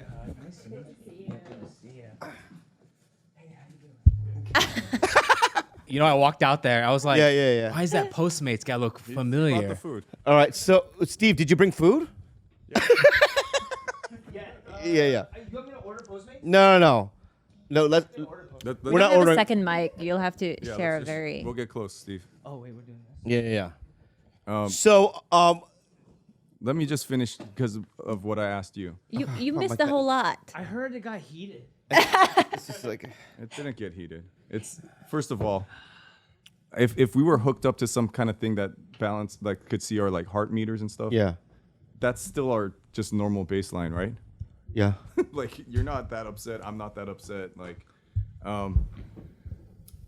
the reason why I asked you the question about Hawaii is, I was scared. I'm not a stand-up comedian. And for me, I've seen your. What is that? Why are your eyes closing? Because what you're saying is so just inconceivable to me. What? That like, and it's like I'm not I can't. I understand that, but I'm not what a you're com- saying is so I'm not- inconceivable to me What part- that it's going through a filter in my brain and it's not computing. So just let me do the face that I'm gonna do. Okay. And then I'll react the way I'm gonna react. Yes, Slept King. So Oh wow. It's just condescending, but anyway, was it? no, not really. Go. I don't even know what the word means. I don't know what the word means. I'm telling you, he's a comedian. Yeah, he knows. Steve knows that. I'm not a comedian. He asked me to open for him, so I'm like, holy shit! Like, so I get on stage, and my thing was, I don't want to go up with any material. I want to improv the whole thing with just what happened that day, and I start going into my Hawaiian shit, and I felt what he must feel. It's like a drug. I was like, people were dying. They were dying, and I was like, this feels good. People are laughing. And then I saw, like, as I started to get my rhythm, I saw Bobby on the side of the stage going, get him off the stage. Cut him off. And I was like, Okay. I'm telling you how I felt. And I said, Mike. this jealous motherfucker. And, It's not about jealousy, dude. well, you just explained to me now. Now I know. That comes from me assuming. And now I asked you, and you go, hey, there's a rhythm. My neck hurts. It's like I can't, What was the reason? What was the reason why you wanted him off? Steve, okay. Should we introduce? Everybody. I say everyone, Steve and you and everybody. Hi. Postmates. Postmates He are works at back. Postmates. Things aren't going well for him. So he opens for me in Hawaii, Yeah. and you know how he is. He's multifaceted, and he's also dynamic, and he can do a lot of things, and he's brave. So I go, well, you want to open for me? He goes, I can do anything. You know, I'm Dave, you know, whatever. So he goes up, and it's like when you have an opening act, they do 15 minutes, 20 minutes. This guy is at 35 fucking minutes. He did a 40 minutes. 35 minutes. 40 minutes in. 40 minutes in. It And I'm felt like, like 5. It felt like and I'm like on the side of the stage, like, light him! Light him! You know what I mean? And he won't get off the stage. And I can see the audience going, what the fuck is going on? It was weird. Right? And then you got offended by that? You didn't even fucking say anything back then. I know, because I was scared to. I'm saying it now. Okay. I feel safe with George and Gilbert and Steve here now. Yeah. I'm letting you know that it's not a personal thing. It was just a thing. And we had a magical time all around that. So I've come on the show so far, and I've been trying to explain to Bobby, like, why we're not better friends, and just basically my feelings towards him. And it seems to be getting him, like, angry, as you can probably sense right now. I wish I was here earlier. I'd have more context. And actually, I want to kind of explain to Bobby right now why you're here right now. So, Oh, yeah. So Steve came to my house a few nights ago, and we talked for hours about you. Hours. It's so uncomfortable. I can't even do it. Intervention? No, it's not an intro. It's not an it's not It's an so uncomfortable. I can't even fucking believe it. So let me ask you. You just told me I'm so fucking uncomfortable. I can't stand it. But can you for a little bit because he's here? Can you be open to hearing what we have to say? Yeah, okay. Can you be open to hearing what we have I'm to say, here. I'm no gonna matter go. how uncomfortable it makes you? Yeah, go ahead. Oh, here we go. Vow number 8. They've been bowing the whole time for respect. Oh, okay. Cool. Oh, That's you don't have to. Yes. You don't have to yes. I like that bow. That's a new bow. I gotta learn that one. All right, so listen, that's my dad. Dude, I didn't know. Okay. Oh my gosh. That's just Is this your That's father's his ashes father. for real? He's dead, yeah. All right, wait, okay, so you know what? You're uncomfortable. No, you know what I'm gonna do? What I'm gonna do is I'm gonna do this. I'm gonna take my earphones off. And then you're gonna close your eyes. No, I'm not close. I'm gonna put and I'm gonna listen like. Oh I want my wow! ears- Wow! I want my ears to hear this Maybe fucking bullshit. Maybe close your eyes. Mike, babe, Maybe Mike. close your eyes. Maybe close your eyes. No, don't close No, your eyes. I don't want to close. Don't my close eyes. your eyes. Right into Look your at me. fuck- Because this is sabotage and I love it. Go ahead. You think this is I sad? don't know what it is. Let's just do it, okay? You think this is a No, bit? I'm Do you want me to go or do you want to go? You go first, man. Okay, I've I'll been go. talking to this guy. All right, okay, Gets okay. Mad when I tell him how much I love him. I Like, can you hear me? Is this good? Everyone's good on the mic? you want headphones? Oh no, I'm okay. Okay. We got you, Mike, now. Oh, okay, really? Okay, I got a mic. Thank you. It's not that intense. We were just talking, and you know, Dave is great because if you have an idea, he pushes the button, and then we're just on to the idea. But basically, we were just talking about you and how underappreciated you are, and we wanted to come tell you that, like, That's what you talked about? yeah, What? Okay. genuine. Uh-huh. Like we were talking about because I know you're doing a bit sometimes too. Is like sometimes when I listen to TigerBelly, the fun bit that I hear you do is that nobody respects you or your career, and that's not true. That's not true, especially for me, Yeah. because I massively respect. I know you do. Yeah. I mean, I don't know that you, but it's funny. It's like, let me go back in here. Wait, what happened to the listening part? I just listened to it. May I respond? Wait, maybe- No, I didn't get to say what I. You've been Yeah. talking for fucking an hour. That's and true. a half. That's true. All right, That's but go- true. Go I ahead. want to hear more. I want to. Oh yeah, go ahead. I can. Yeah. Give me, Can I give me respect my- your give me father? my- give me my- Here, I got you, Dad. Oh my God, Becky. No, I got him. I'm gonna hold him. So we start talking about TigerBelly. We start talking about you, and it's just we could talk about the handcuff stuff, this and that, but the pain I feel of when I hear you go into like, man, I went into this pitch meeting, I didn't get the thing. I used to be on the show called Mad TV. It's never say that. like it's a show from like 20, 30 years ago. Never really say that. And I just sit there and I go, what you heard what Steve just said. I go, I wonder if Bobby knows what he means to me? And then I say that to Steve, and he goes, I wonder if Bobby knows what he means to us.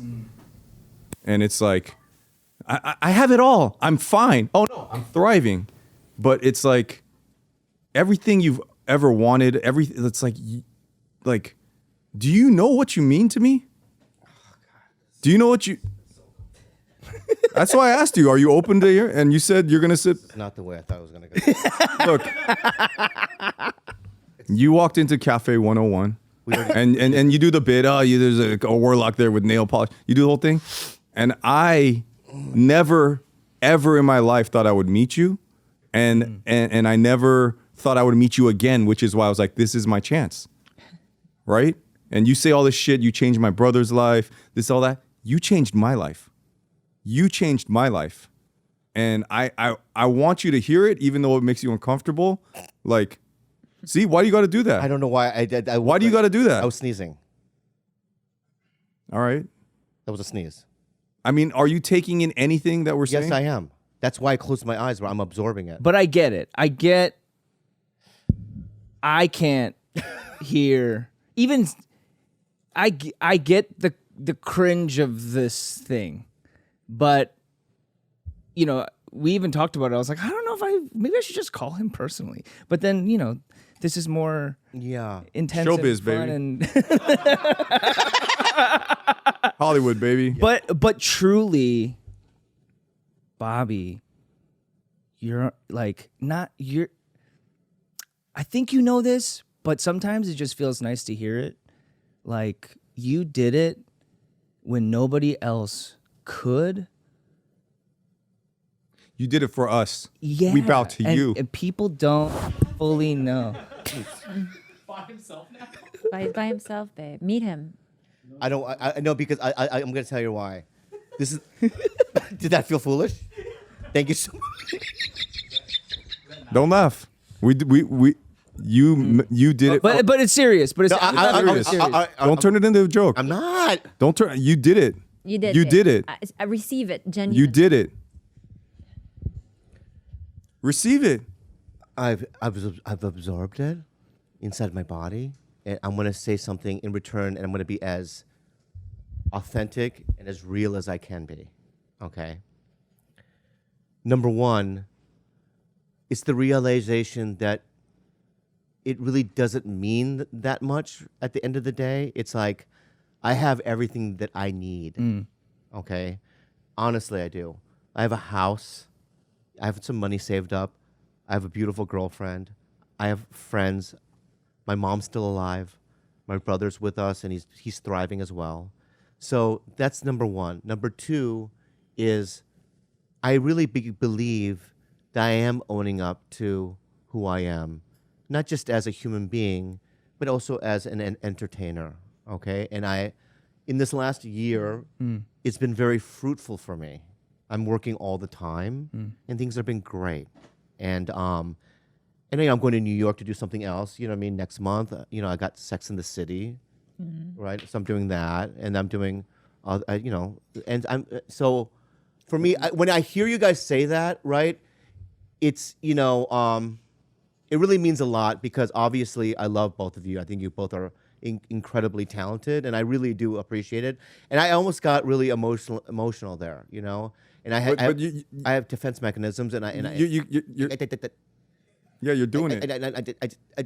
Can I just finish? Yeah. Because that's your thing. What? I don't want to yell. Don't.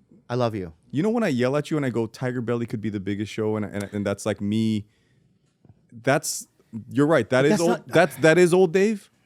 But today I just accept you as, like, you don't have to be on Sex in the City. You don't have to do any of that. And so I didn't say that just for you to say that. I'm just saying that. Look, you're getting angry again. And I'm not getting angry. I just want you to really understand what. But you know what happened to me on the drive here? Yeah. I was like, I need to download some Bobby, so I listened to Bad Friends, your newest episode. So good. And then the beginning of the episode, you were just recounting how much work you had, and then I almost turned the car around, be like, fuck, he doesn't need me to come over here and say this shit. I was like, this is working nonstop. What the fuck? Yeah. No, you things. And you didn't need me to.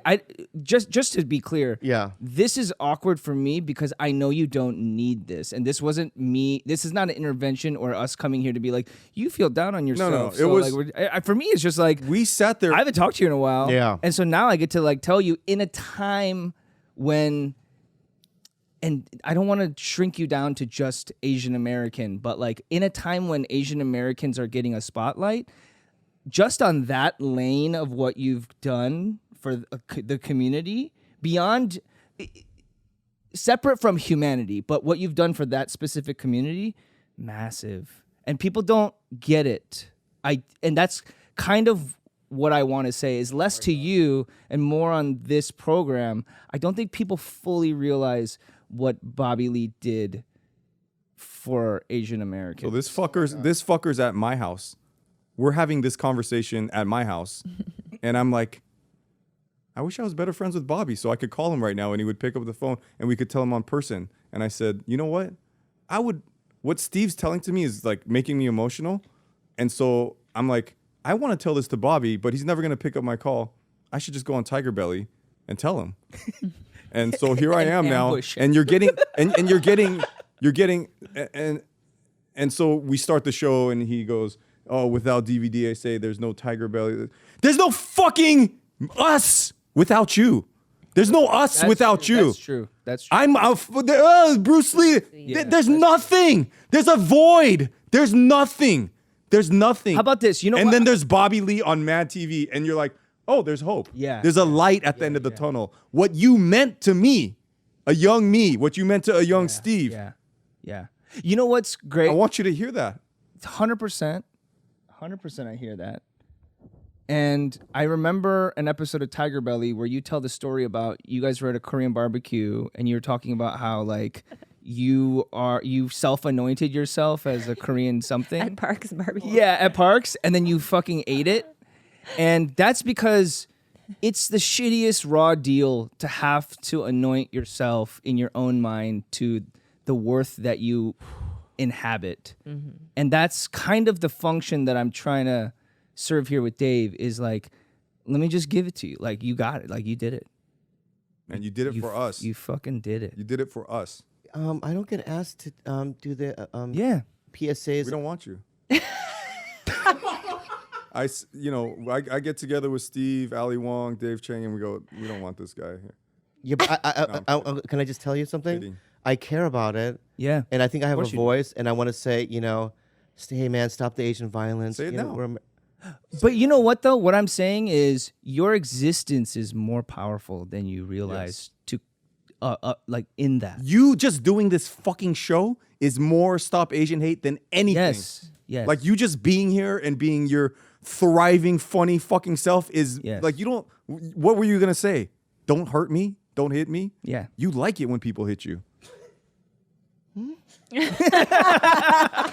You're really offended. But your existence is the protest, and your existence has been the protest since the beginning of your career, and that's kind of the validation that we're trying to put out there for you. Again, not that you need it, but just for the knowledge. Just we're like sitting here, it's like Bruce Lee. That's not me. There's this Asian waiter guy. That's not me. And then there's this guy.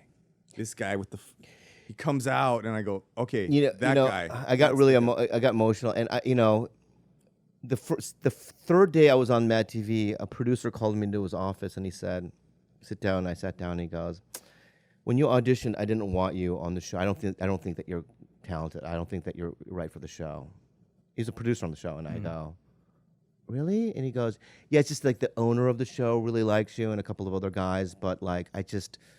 So basically he was saying like me and my writing staff, that the people that I'm probably gonna write you things, he said, don't take it personally. We just, and I remember turning around, walking out of that room, in the verge of tears, right? Going, oh, this is, even when I get something, there's another hurdle, and there's another wall I have to climb. Yeah. And that one was one that was like so high up, right? Because I had to change his mind. And when you don't have the opportunity on the show, right, you don't get a lot of screen time and parts written, how are you going to hit the ball, right? Yeah. So it's like, it was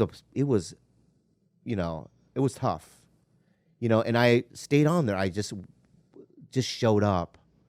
I showed up, and it was hard, I think. You didn't just show up though. You took several years of fucking beatings, and yet you thrived. Like, they put weights on you and you still thrived. And you're out here now thriving independent of that. Yeah. And I wonder, like, you could take the weights off too. What a concept. Wow. And that's not an intervention point. That's for me, like, as someone that launched off of your trailblazing and your shoulders, I can say there's a point at which I was like, oh, cool, I could take this off. I kept this on, and it became a thing I justified, and now I could take this shit off.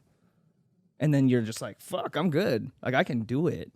Okay, I just I don't know what this is, but What do you mean? This guy comes to my house. no, I know what it is. talking I know, about no, how much I'm we just love saying I know what it is. It's just I wasn't expecting this, and I appreciate what you guys just did, and this is the first time in my life where I agree with you, in the sense that, like, yeah, it was hard, and I did do it, and they didn't want a Korean guy on the show. They were like, we need a white guy, because they, and then they tested me in Taron Killam, and they're like, we want the white guy, but we'll bring the Asian guy just as an experiment, right? And my point is that everything was kind of difficult, and I always knew, like, when I'll be honest with you, when I'm at a comedy club and I'm stacked up against all these white and black guys and this and that, I know that I can carry my weight, and I know that I will be as funny or funnier than all of them, right? I believe that. You are. I know, I believe that. I've seen it. I've done it. You know what I mean? I've seen it. So all those, it's hard to say, because it's like, how do you toot your own horn? Yeah, you can't. How do you, it's just a difficult thing to do, And I hear you guys, and I really, really, that means a lot to me, and I really appreciate it. I think that this was a We appreciate your hard work. yeah, it's really good. We see you. Yeah. We Are saw you getting you. emotional? I am, because I think that, I don't know, just like, we've been together a decade. And when I met him, he was so broken, and he was so down on himself, and he was just so, like, lost. And he was still, like, looking at these gatekeepers of Hollywood, thinking, like, hand me something. Have I not done enough? And I've just always been, like, on the sidelines, like, desperately trying to tell him, like, he's worthy. But I'm a nobody. I was just a nurse, and I'm just somebody that loves him. So to hear it from you guys, like, established people, like, it means a lot to me, because I feel like that reverberates more in him, in his body, than it would coming from, somebody like me who just loves him for whatever chaos comes, whatever form or shape that he comes in, right? And so that means a lot to me, hearing that. Your words and your acceptance of the fullness of Bobby as he is the most powerful thing that he can have. Like, straight up. My wife is like, she sees me when I'm taking shits. You know what I'm saying? Yeah. And she's still here. Yeah. So, like, fuck everyone else. I've seen it. It's powerful shit. It's really. Yeah. Yeah, man. But I all that to say, like, I believe it. I'm not here to tell you anything. Like, you already know. I'm just here to tell. That's why I think this public forum is cool, because it's like, cool. Every motherfucker that didn't realize that Bobby Lee, like, set shit up for people and us and took. Man, I know how hard it was, and still how hard it is for me to navigate this industry. And you did it when nobody was there. Nobody. And we do the whatever, it turned into a bit. We're doing the bow joking thing. That's not a joke. That's not a joke. Yeah, I know it's not. Now I know it's not. I pay respect. Listen, to you. I don't want to cry anymore, Why not? because it felt good. It felt good. It was a release. I felt good about it, and I released. People need to pay respect to you. I know, and we did that. We did that, and I honestly, from the bottom of my fucking heart, thank you for doing that. I never dreamt that people like you guys, guys I really respect, I really do. Like in terms of I go, these are guys are younger, and I can't even believe that, sometimes, I can't believe that certain people like me, whatever. It feels good, So it's like, I want to say thank you for doing that. It's, so much respect there, and I believe you, and I'm never gonna forget it. I'm never gonna forget it. Oh, shout out to Tia Carrera. That was another one I really. Oh, Yeah, I love her. Yo, Love her. you're not the only one. You're not the only one. But you know what? Yeah. The distinction that I make that you did was you didn't try to fit within the prism of what Asian America was supposed to be at that time. And you frequently, continuously broke it. Even when the community itself didn't want you to break it like that. But that's a lot of work. That's fucking balls. And it's a lot of work. So much work. That's why when he says you could put the weights down now, Yeah. it's like when Khalyla shares, and just hearing her makes me emotional like that, because it's like that's your woman, man. She loves you, and it's like does it make more sense now? Because we've been battling before the Postmates guy got here, and I really thought there was. no, it's like I love you so much that when I feel the way that Khalyla must feel all the time, it does make me angry, because I'm like, I wish you could see yourself the way I see you, and this fucking guy shows up to my house and we're just doing a Bobby Lee fest. I'm like, let's tell him. Yeah. Let's just tell him. Why are we saying it to each other? Yeah. He should hear this shit. And It really means a lot, man. well, you mean a lot. You changed me. You always do that. You're like, you changed my life, Dave. I was in this fucked up place and I can't. You always say that, but you changed me. And you know what? That fucking analogy, the Lord of the Ring things, I'm gonna watch it tonight. You know, when the hobbits bow to the king and then the king bows back to the hobbits. Oh, word. Did you? I remember that. Did you see? Yeah. Yeah, Yeah, I cried it during clicks. I cried. so I bowed to I the Hobbit. cried during that scene So I bowed back to the Hobbit. because you I follow. came on here and he's like, "You're the king. You're the podcast. 'Cause- You're Gandalf." And I was like, "I bow to you." The reason why that works is because we followed them from the first movie. And it's just the movies were so long, and you know what I mean, and just painstakingly difficult. Their voyage, and just I needed And that. that's you. We follow you from Mad TV. I'm all not the a shitty hobbit, but I know. sitcoms, Yeah, I get it. you know, yeah. all the things. But you're right, you've you're right, done, you're- all the Harold and Kumar shit. Oh, the yeah, you're right. Dictator, You're right. Starting the podcast. It's a long journey.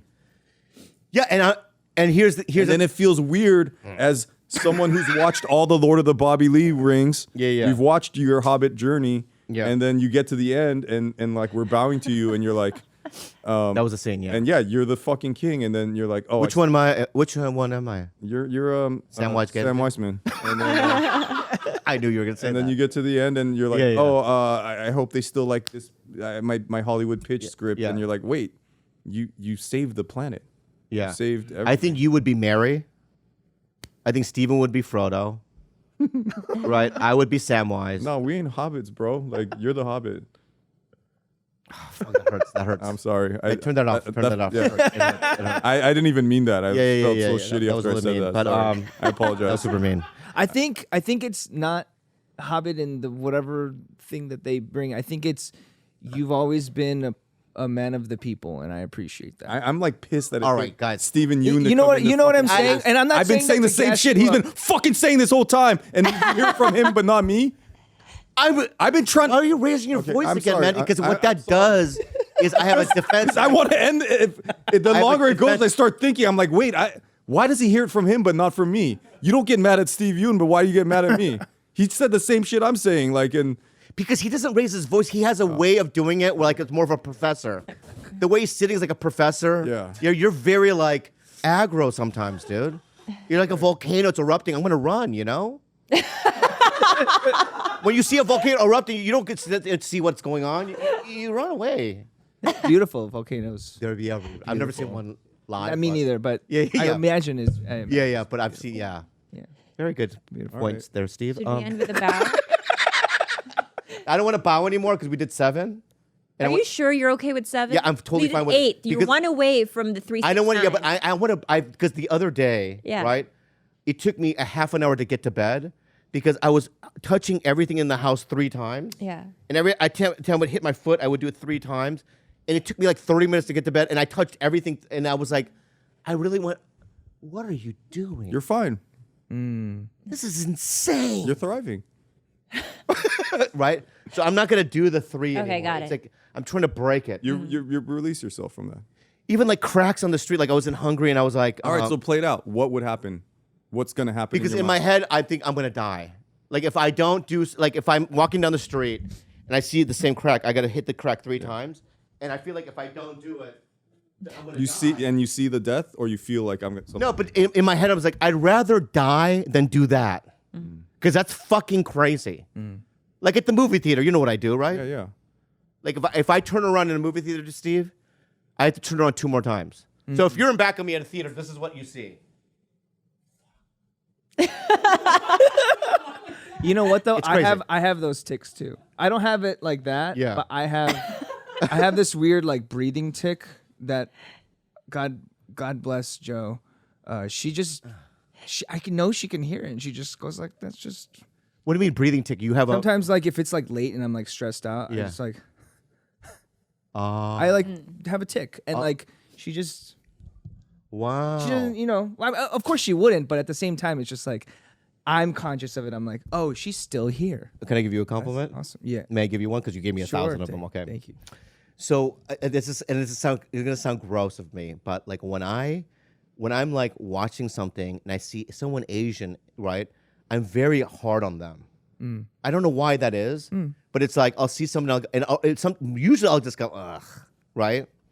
But so then my brother and I, we heard about the show The Walking Dead, and I was doing a show at the Punchline in Sacramento years ago when the show came out, and I had it on DVD, right? I bought it on DVD, and I remember playing the first episode. And my brother was there, my cousin Eddie was there. As soon as you came on the screen, it was the first time in my life where I didn't have a reaction, of like where I went, ugh. I immediately liked you. Thank you, man. I immediately went, no, but what? He's a good actor. He What? he transcends. He's cute, but he's also likable. Yeah. Right. And he's also, he didn't threaten me in any kind of way. I go because what it's You like. guys never went out for the same role? No, and I think one time, remember one time Yeah, we did an yeah, yeah, audition, yeah. and I looked at you and I said, "What are you doing here, man?" Yeah. I go, "This is 5 lines in a movie. Like, Yeah. what are you reading for this for? You're way beyond this." But dude, you know what I mean? That's still the state of, Not you, not now. perhaps not now, Yeah. but through its own prism. Right. Like, and it doesn't mean I'm scared of it now. Now I guess the difference now about when I say like take my weights off, I mean more like now I accept the terms of how much more work I have to do, but I will do it. Wow. You know what I mean? Like, Yeah. what are we gonna just like try to game brain it and like figure out how to like skirt it? They're never gonna do that for you. Yeah. So you have to get in there and be like, fine, you're gonna do 10 more push-ups. Watch me. Yeah, but there's also things I'm not willing to do. Like right before because I went to Hungary, but right before that, I got another movie offer where it was a big star, and the part was, and they were offering it to me, the director Yeun, and it was some Korean guy with an accent, and I just was on Zoom with the director, and I go, why does it need an accent? You guys, I just want one. You know, I want one in. Yeah. And I go, yeah, but you want me in the movie, right? And I don't feel comfortable with it. Yeah. You know, I think that he doesn't need it. And he goes, I want one. And I go, okay. And I turned it down. And it was like it was a big movie. Hell yeah. And it was and I even questioned him. I was like, what the fuck are you doing? No. Yeah, because like 10 years ago, I would have sucked his dick. Right. I would gonna say hell yeah, but I'll do it. I'll add stuff. I'll wear the rice patty hat, right? Yeah. I'll put nunchucks around my fucking thing, and I'll suck your fucking dick for the part. Right. And now it's like, no, thanks. I'm not doing that. Well, I'm proud of you for. And, That's awesome. Well, and that's also, and I talked to Steve about this stuff. It's like when I hear about you going out for parts or roles, and it's like, unless the role is like written by an Asian person, they're never gonna get it right. And even then, they're gonna get it wrong. Yeah. And so it's like, if I listen to how much comedy you've put out and every episode of TigerBelly and every episode of Bad Friends, it's like, if you just mine through that, that's where my anger comes from. It's like, man, this guy's waiting for the perfect part when he could just write it himself, film it himself, and it's like, That's not even it. That's not even it. you're It's like, oh. 3 simple words. This is it. Right now, what I'm doing right here with you two right now in this moment, this is all of it. This is all I need. Right? This is incredible. It's like I have, 2 artists that I respect that happen to be also Korean, which there is a deeper, I'm sorry, but there's a deeper connection when it comes to that shit, especially how difficult art and acting is and all that stuff, right? It's difficult. You also have a comedy background. It's like, there is I something. open for you. I have comedy background. And you don't know what the light is. Yeah. Like when we light you, get the fuck off stage. All right. All right? It's not your show. I understand that. Right. Thank you, Master. Okay. But there, there is like, when I was in Hungary, there was a actress named Greta Lee, and I didn't know her. Yeah. She asked my other friend Janina, I just want to meet him. So we had breakfast, and as soon as I met Greta, it was like, it's a deeper. Yeah. Greta's dope. She's a great actress. Yeah. But there's a deeper connection. I it's weird to say that, right? But I'm sorry. If you're in I the just want Koreans to be proud of me. That's all I want. I know, right? And they're not. And they're in the same way. Like, Well, no- look, you're no, never wait. gonna get the level, like how insane TigerBelly fans are or whatever. They're never gonna get to like the BT, like the way they get behind Koreans, right? Right. Like you're not gonna be BTS. You're not gonna have that kind of shit. And so everything I've done, when I show up, I go, oh, where's the Koreans at? Because I want that. I want a little, I want validation from everyone, but I'm like, it feel a little bit nice to get from, and it's like, okay, I'm not going to get it from Koreans from there, but how about from here? Oh, not so much either. But You don't get love from Korean peoples? I always get it, and I guess this will be my coming out. I always get it, and I could get emotional just talking about this. Always from Filipinos. Always. Yes. Always. You know why, They Dave? show up in vans. Can I tell you why? They told Because wanna- there's 0 of us anywhere, and I will be. This is what's driving me crazy. It's Right. like even in this apparent Asian wave, there is none of us. I don't see a fucking sliver of myself. I look up back there. at my life. I go, the Filipinos showed up. That's why we rally for you. Always. Can I say something? And so me saying this shit, I don't even identify. I don't maybe shun because I still kind of want it. I don't shun Korea, but I identify more as Filipino than Korean. Thank you, Dave. Can I say something? I want to say something about I Khalyla. feel more connected to the Filipino race than Korean. I have been. The Filipinos show up always for me. Because- Always. Let me say- Yeah. They Let me defend just say me. They something. show up. They buy my shit. They date me. Like they fuck. Like all my entire TV show is made by Filipinos. But we got your back all day, Dave. And to feed my own ego, I was like, but why? I asked them. My first show was like 50% Filipino, and I'm like, oh, there's one Korean there, and the other one's my dad. Like, and they drove from far, and I said, why? I want to hear the ego boost right here. But I also have to tell you, when you said that earlier about Koreans and wanting their, Yeah. I told you the story when I was at the Comedy Store once. I just said a Korean actor. I'm not going to name who he is. Just say it. No, I'm not. Okay. I don't want to start a war with him. And he pulls me aside and he goes, "I have to tell you, you're a disgrace." You know what I mean? Fuck to our that. people. dude. I'm just Start saying- the war. No, All no, right. my You know boss- what? Tuck it back. okay, yeah. Tuck it back. Because on stage, I'm a little. I'm like, I like to use the word edgelord. I'm very edgelord on stage. Here we go. And he just didn't like the topics, and you know what I mean. I did a bit about. You're taking us back 10 years. You're a disgrace to the race. Yeah, and all that making kind of us look stuff. And I was bad. just kind of like, no, but you know what? I took that as, because I know how he dresses. Yeah. I know what kind of music he listens to. You know what I mean? I know the kind of people hang out. He's just not my vibe. Right. You know what I mean? So what do you care then? I know, but it's just what I'm saying is that you're the same kind of Korean I am, I feel like, right? Take that part out. We're the same kind of people. That's my- We're like I could like that vibe. Yeah, that yeah. what I was trying to tell you. Yeah. Korean, all this shit. We could do that, but it's you meet certain people and you're like, Oh, this that's a guy human. gets it. Yeah, he's outside of Right. the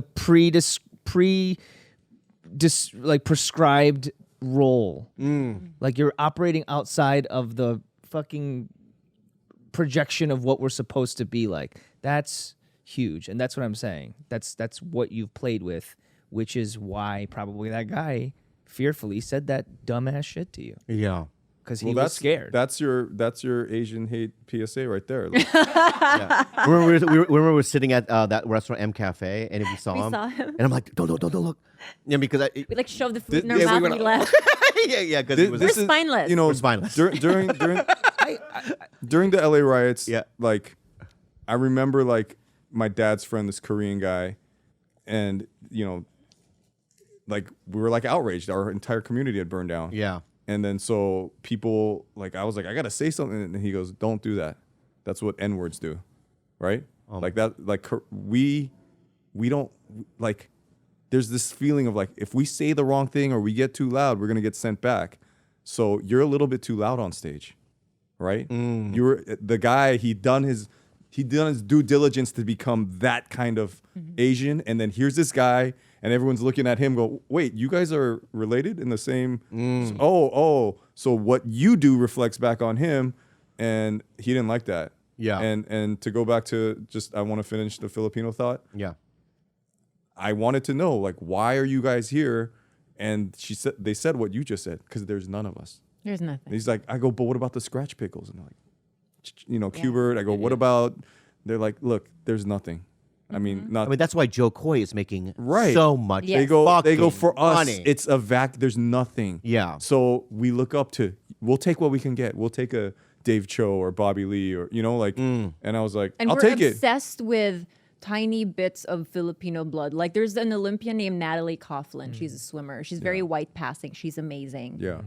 But the fact that I grew up knowing that she was even a quarter Filipino made me rally for her so hard. If there's a contestant on American Idol, if there's anywhere, if it's Nicole Scherzinger or Shay Mitchell Yeah. or anybody with just a little Love bit, all of them. we memorize those names Yeah. and we adore them and we adore Koreans. We just adore anyone that might sound a little bit like us or feel a little bit Filipino. like Babe, Marcelito Pomoy. I know Marcelito Pomoy. So there's this guy. This pissed me off. There's this guy named Marcelito Pomoy. Look him up. He was in America's Got Talent, but like the champion, yeah. right? This dude can sing like a beautiful lady and a man at the same time, right? God. And the second show he did, Simon Cowell goes, "Yeah, seen it, done it. Like you need to impress me more."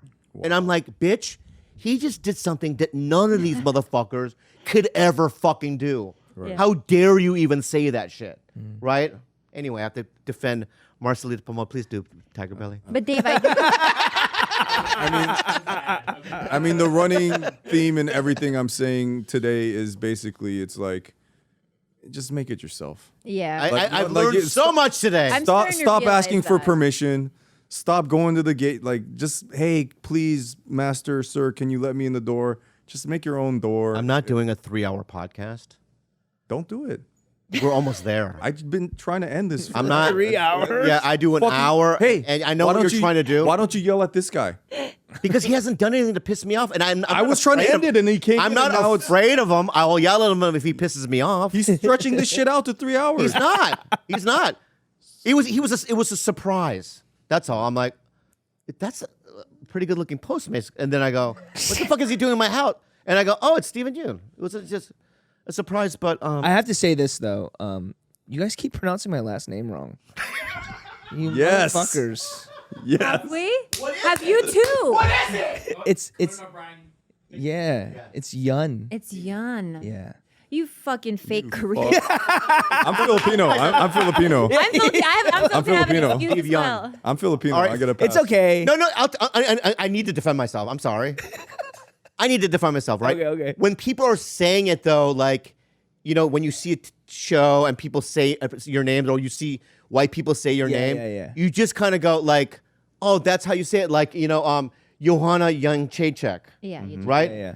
I say it that way because that's the way Joe Rogan says it, right? But it's probably not the right pronunciation. Stop going off of white people. know. That's you what I'm answered doing. your own question. I know. Hey, if you 'cause Yeun. I feel the Yes, same thing. Yeun. Yun. Yeah. When you see Asian people pop up in like mainstream media and you feel that like that thing. Yeah. So then what do you feel when you see Star Wars? There's What do only you mean there's only 3 Asians, right? Yeah. The 2 kung fu masters in Rogue and then Rose in the last one. Yeah. So can you enjoy the movie or do you feel threatened at all or any of that stuff? What do you mean? You just said like when I saw Walking Dead and I normally No, get I felt, with Rose, yeah. I felt sympathy. Not because I thought she's great. First of all, I thought she was Yeah. amazing in the movie, Amazing. right? Yeah. And she was another person that when I saw her, I'm like, oh, that's great. She's so cute, And she's also great in the movie. You can tell she's a great actress. And I just felt sympathy afterwards when the movie came out and stuff. You know what I mean? And I would defend her to the end of time. And I just she got ripped apart for that movie. There's a lot of Asian Americans, and I'm only speaking about Asian Americans because, it's TigerBelly, but where they're put in situations that are extremely difficult to break through the prism of what the expectation of what they're supposed to be like. Yeah. Kelly got just shoved into the deep end. Like when I think about it, like looking from afar, I'm like, wow, she just got shoved into the Bible, Yeah. and then was like, That's why be I couldn't. free and, That's why I couldn't enjoy the Bible. I was like a Klan member leaving that movie. I walked out and I was like, they need to keep Star Wars white. Like no. Really? Yeah, I was like, I can't enjoy it because I'm watching Star Wars, which I love, and I want to enjoy the movie. And then all of a sudden, I see an Asian. I'm like, oh fuck! Here's all this weight now of what this person of color is supposed to. And if they get it wrong, then it's like just. Can I just enjoy it the way I enjoyed it when I was a kid and just leave it? No, you're seeing it wrong. The second movie, right, wasn't directed by J.J. Abrams, right? The second movie was terrible, right? It was the way it was executed, the whole movie. You can't tell me that movie was good. I actually didn't watch them. Yeah, there's a scene. I watched the first one that Kelly was in. Yeah. Yeah. What Was that number 2? that was number 2. No, she was in the. No, she was in the first one. That's the first. Yeah. Yeah, I just watched the first. Yeah. Well, maybe my point. Cut that out. I think my point's wrong then. I'm sorry. I just mean like outside the boundaries Yeah. of the literal film itself. Yeah. But just the meta of the reality of like that pressure by the community, the expectations of like the American majority gaze on like what a person like that is supposed to be, the gatekeepers, like just everyone wanting to project onto Kelly an expectation is fucking painful, and people don't realize what that feels like. That's why you just got to make your own Star Wars. I know, but what I'm We almost did, didn't we, Dave? But what I'm saying, that- what I'm Dynasty. The Hong Dynasty. So I'm gonna end it now. I'm not doing it unhelpful advice. What the fuck? No, I'm not man? doing it. I'm not doing it because I've I know what you're listened trying to to. I know what I'm you're not- trying to do, and you're not gonna do it. Can I say something, Gilbert? Gilbert, I am a. turn it off. I'm a fan of TigerBelly. Yeah. Why don't you leave? I want to do unhelpful advice. Yeah, Hey, how many? No, don't Bobby. fucking go anywhere. Bobby. Just sit through How it, many- Dave. Come on, power through. Power through. It's TigerBelly. I wanted to end this thing. Yeah, I'm ending it. I'm done. We're doing unhelpful advice, and then we'll be done. Okay, but I'm gonna let you know that I'm gonna do a 10-minute unhelpful advice, and I'm done. Do a 10-minute unhelpful. What the? What? Okay. This is like. Why are you yelling at me? I'm not yelling at you. I'm just telling you Ask what the me deal is. How many times to be on your show? I'm here. Let's do the show. We've been doing it since 3:30, bro. Then yell at this guy. I'm not. He didn't do anything wrong. You didn't do anything wrong. He showed up and it stretched out another hour. Yell at him. Sorry, guys. No, this is great, but I'm Rude. just saying His it's not. name is Steve Rude. That's how you. So what is it? Oh, jeez. Oh, Okay. Unhelpful Advice episode. with Bobby. Is it? Unhelpful It's Advice. the 300th episode? Yeah. This is fucking blessed. Yeah, this is it. This is why. there's the 300 right there. Hell yes. What timing? I didn't even. Oh, fuck. How long do you It's think perfect. it would take to bow 300 times to you? Probably like Dude. 12 hours or something. Do you know how many hours that is talking? It's a lot. It's a lot. You gotta shut the fuck up. I know. I see the same things over and over and over again. I gotta get the fuck out of here, man. Yeah, it's like, go do it. Okay, you guys are talking. I don't want to interrupt. Yeah. Do the. Unhelpful Advice with Bobby, Khalyla, Stephen Yeun, and David Choe. Wow. Yeun, dude, Yeun. Dude, what the fuck? God, I Just fucking It's not a bit. It's not a bit. It's someone's do name. it again and do it again. Dude, come on, man. He just, Unhelpful Advice. it was hard for him to do that. You know what's funny? I had to say his name a million times because we were from the same improv group to sell our show. I had to talk about him as an alumni. I think our whole group said. Did you know that you guys were in the same? Yeah. Yeah. All right, here's the question. Do it right. Oh, the same thing? Yeah, just start. Yeah, go. Unhelpful Advice with Bobby, Khalyla, Stephen Yeun, Yeah. and David Choe. Go into the. I like All right, that was the Yes, hardest. you're part. fired, but go on. Okay, thank you. Hello. Hello. Me to see him do that live. Hello, I'm a musician, and my doctor and therapist have said to me that my mental health is deteriorating. Now that I've been diagnosed with depression, antisocial personality disorder, and avoidant personality disorder. Oh. My parents Did I write this? Yeah, I was like, my parents noticed and I've been avoiding them too. I lost most of my friends. I'm not in a good place mentally, so it's hard for me to make new ones. However, my music that has been created while feeling like this has become my best work yet. It lights a fire under me, and I don't know if that's healthy. What should I do? Sacrifice my mental well-being for the sake of the music and art? Or should I try to be better mentally before I do anything else? That's What do you guys think? I'm 18. That's a story that I told myself for a long time. Like, Yeah, it's like, when I first got, when I got sober, right there, I was like, is it going to make me funny? You know what I mean? It's like, yeah, I mean, it's one has nothing to do with the other, right. I think. I mean, for me, I was a diehard. Like, I would beat that drum of like every artist, every musician, everyone I respect that their career is like the most fucked up person, and that's that narrative, right? It's like like you must suffer to be a great artist. You must be suicidal to be funny. You must be the most fucked up, and that's just all I heard. That's all I looked up to, and my thousands of hours of therapy, they're like, you fucking say that a lot. You say the same shit over and over. It's like, for someone who's like so innovative and creative, you're a coward. You're a coward. Like, like all these like it's a boring story. And I fucked up and I cut my ear off and I did it and then I died, and it's kind of boring. It's like I go exactly what this kid said. But then if I am healthy and I love myself and I'm mentally not deteriorating and thriving, then my art's gonna suck. And they're like, that's a story. And it might be true, but why not, as someone who's brave and not a coward, why don't you challenge that? So today, besides me being a little bit upset at myself for yelling at you because I didn't want to do that, I'm 45. This is the happiest I've ever been in my life. I have peace in my life. Things can set me off, but then I have peace, and this is the best art. And you could say that's, of course you're gonna say that, but to me, and I have thousands of paintings that no one's ever seen. I have podcasts that no one's ever heard. Like I said, I have over 20 hours of TigerBelly that I recorded by myself, which I have it. If you guys want it, it sounds. I believe insane. you. It's It's me insane, but I yelling believe at you. George. It's me yelling at Khalyla. Yeah. I did it, and I was like, "This is gonna be good."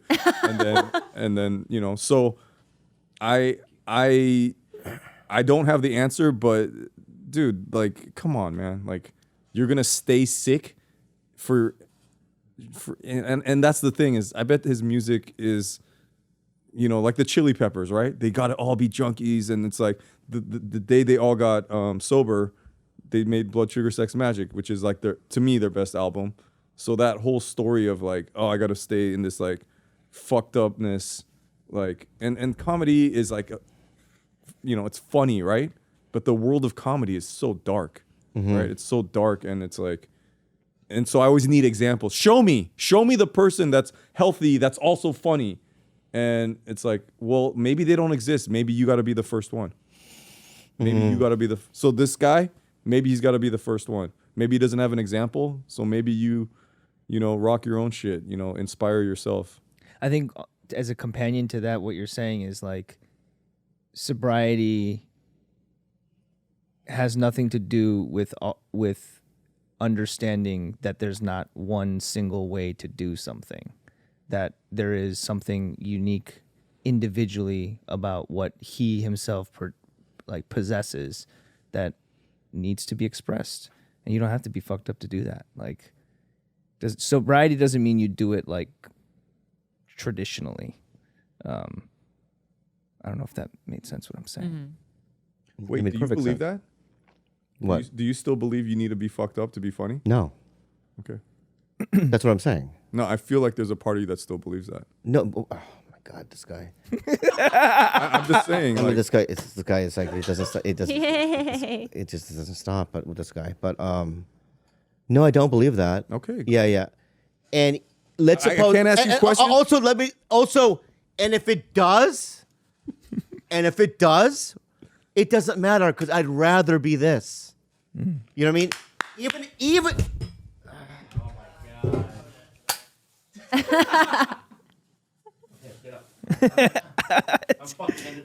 You've done like 20 burpees today. Anyway, so that right there was What did I say every time you invited me on you said, come, you better come do my show? you said you would eventually do it. No, I said, you're going to regret it. I don't regret So it. now we're at the end. Do you regret it? I think that this was one of the best ones I've ever done. I regret it. Man, I do. I don't think you do. I do. Why do you regret it? Because I was Guys, having a we're nice gonna- life. we're gonna have the best off-camera hug. I know it's gonna be Yeah, great. it's gonna be so good. It's going to be. No, honestly, I truly believe that this was a dream come true. This whole thing, you know, when I found out that you even said, when did you tell me like 5 days ago? That Dave was. Yeah, maybe a week ago. Yeah. I was like, "Are you sure?" Yeah. He goes, and I was so excited. I was like, "That's perfect," you know. And the sugar on top was Stephen Yeun coming here. Yeun Gilbert, and this was a really organic, magical thing. And I actually, you know, I changed. I really do believe that. I think you got looks to him. lighter. I think you really did get to me. Look at his face. It looks lighter. Dude, I mean, we were just like, man, if we can just dump praise on Bobby and make him cry, that'd be awesome. I was like, he's not going to hear it. Yeah, He's yeah. going to get uncomfortable. No. He's gonna shut us Because down. you opening that way connects to me, so I appreciate that. You know what I mean? Wow. Like, that's for me too. Wow. That's from my consumption as Yeah. well. So I But appreciate that Help me, help phase you. of the podcast is over. We did it. we got past it. I'm no longer there. Right? Wait, I'm at the end part of the fucking thing. Where are we going to eat? I know I'm so hungry though, man. I'm hungry too. My brother doesn't have a car. How's he gonna get? I should pick him Pick up. him up. Yeah. Get him an Uber. Get him an Uber. Okay. Or let's eat near him. Okay, I have a car. You want to go to K-Town? Steve lives in K-Town? No, I can pick him up if we go to K-Town. It's on the way. Yeah. Where do you want to go? Choson? Parks? Are you going to eat with us? Yeah, I'll come eat with you guys. Let's go to Parks. I love Parks. Do you like Parks? Yeah, I love parks. It'll be fucking dope. Let's go to Parks. Hey, wanna we're on the wall there. Hey. Hey. Wait, are you not on the wall? He's still on the. We're both on the wall. We put ourselves up there. Remember? Oh, wait, but are What? no wait? Hey, Are you, that's fucked up, wait, right? you're getting on the wall. Are you not on the wall? I went in Oh there. my God, he's got to be. No, I went in there. I don't want to go No, to parks. no. No, we're on the wall. You know now. who's on the wall? Slipknot is. You need to be on the wall. Slipknot is on the wall. Slipknot is on the wall. And Bobby is not on the wall. I'm looking at all these We're on the Koreans. wall, right? BTS. No, Wait, upstairs. Wait, does Slipknot have their masks on or off? Off. So they recognize Slipknot without their masks on before Bobby. Hey, That's fucked. No, you need to be. Are we on the wall now? No, a fan put. I know, but ourselves- after that, they took it down, right? No, you need. Right, so when you go in, it's directly to the right when you first walk in. I was just we're there. on the wall. We put it ourselves on the wall. All right? Hey, you got to do it yourself. Yeah, yeah. gotta Like you do it- said, you gotta do it yourself. Yeah, yeah. Do it yourself. All right. So, thank you so much, everybody. I'm done. Let's take a photo and we'll figure it out. Oh shit. This.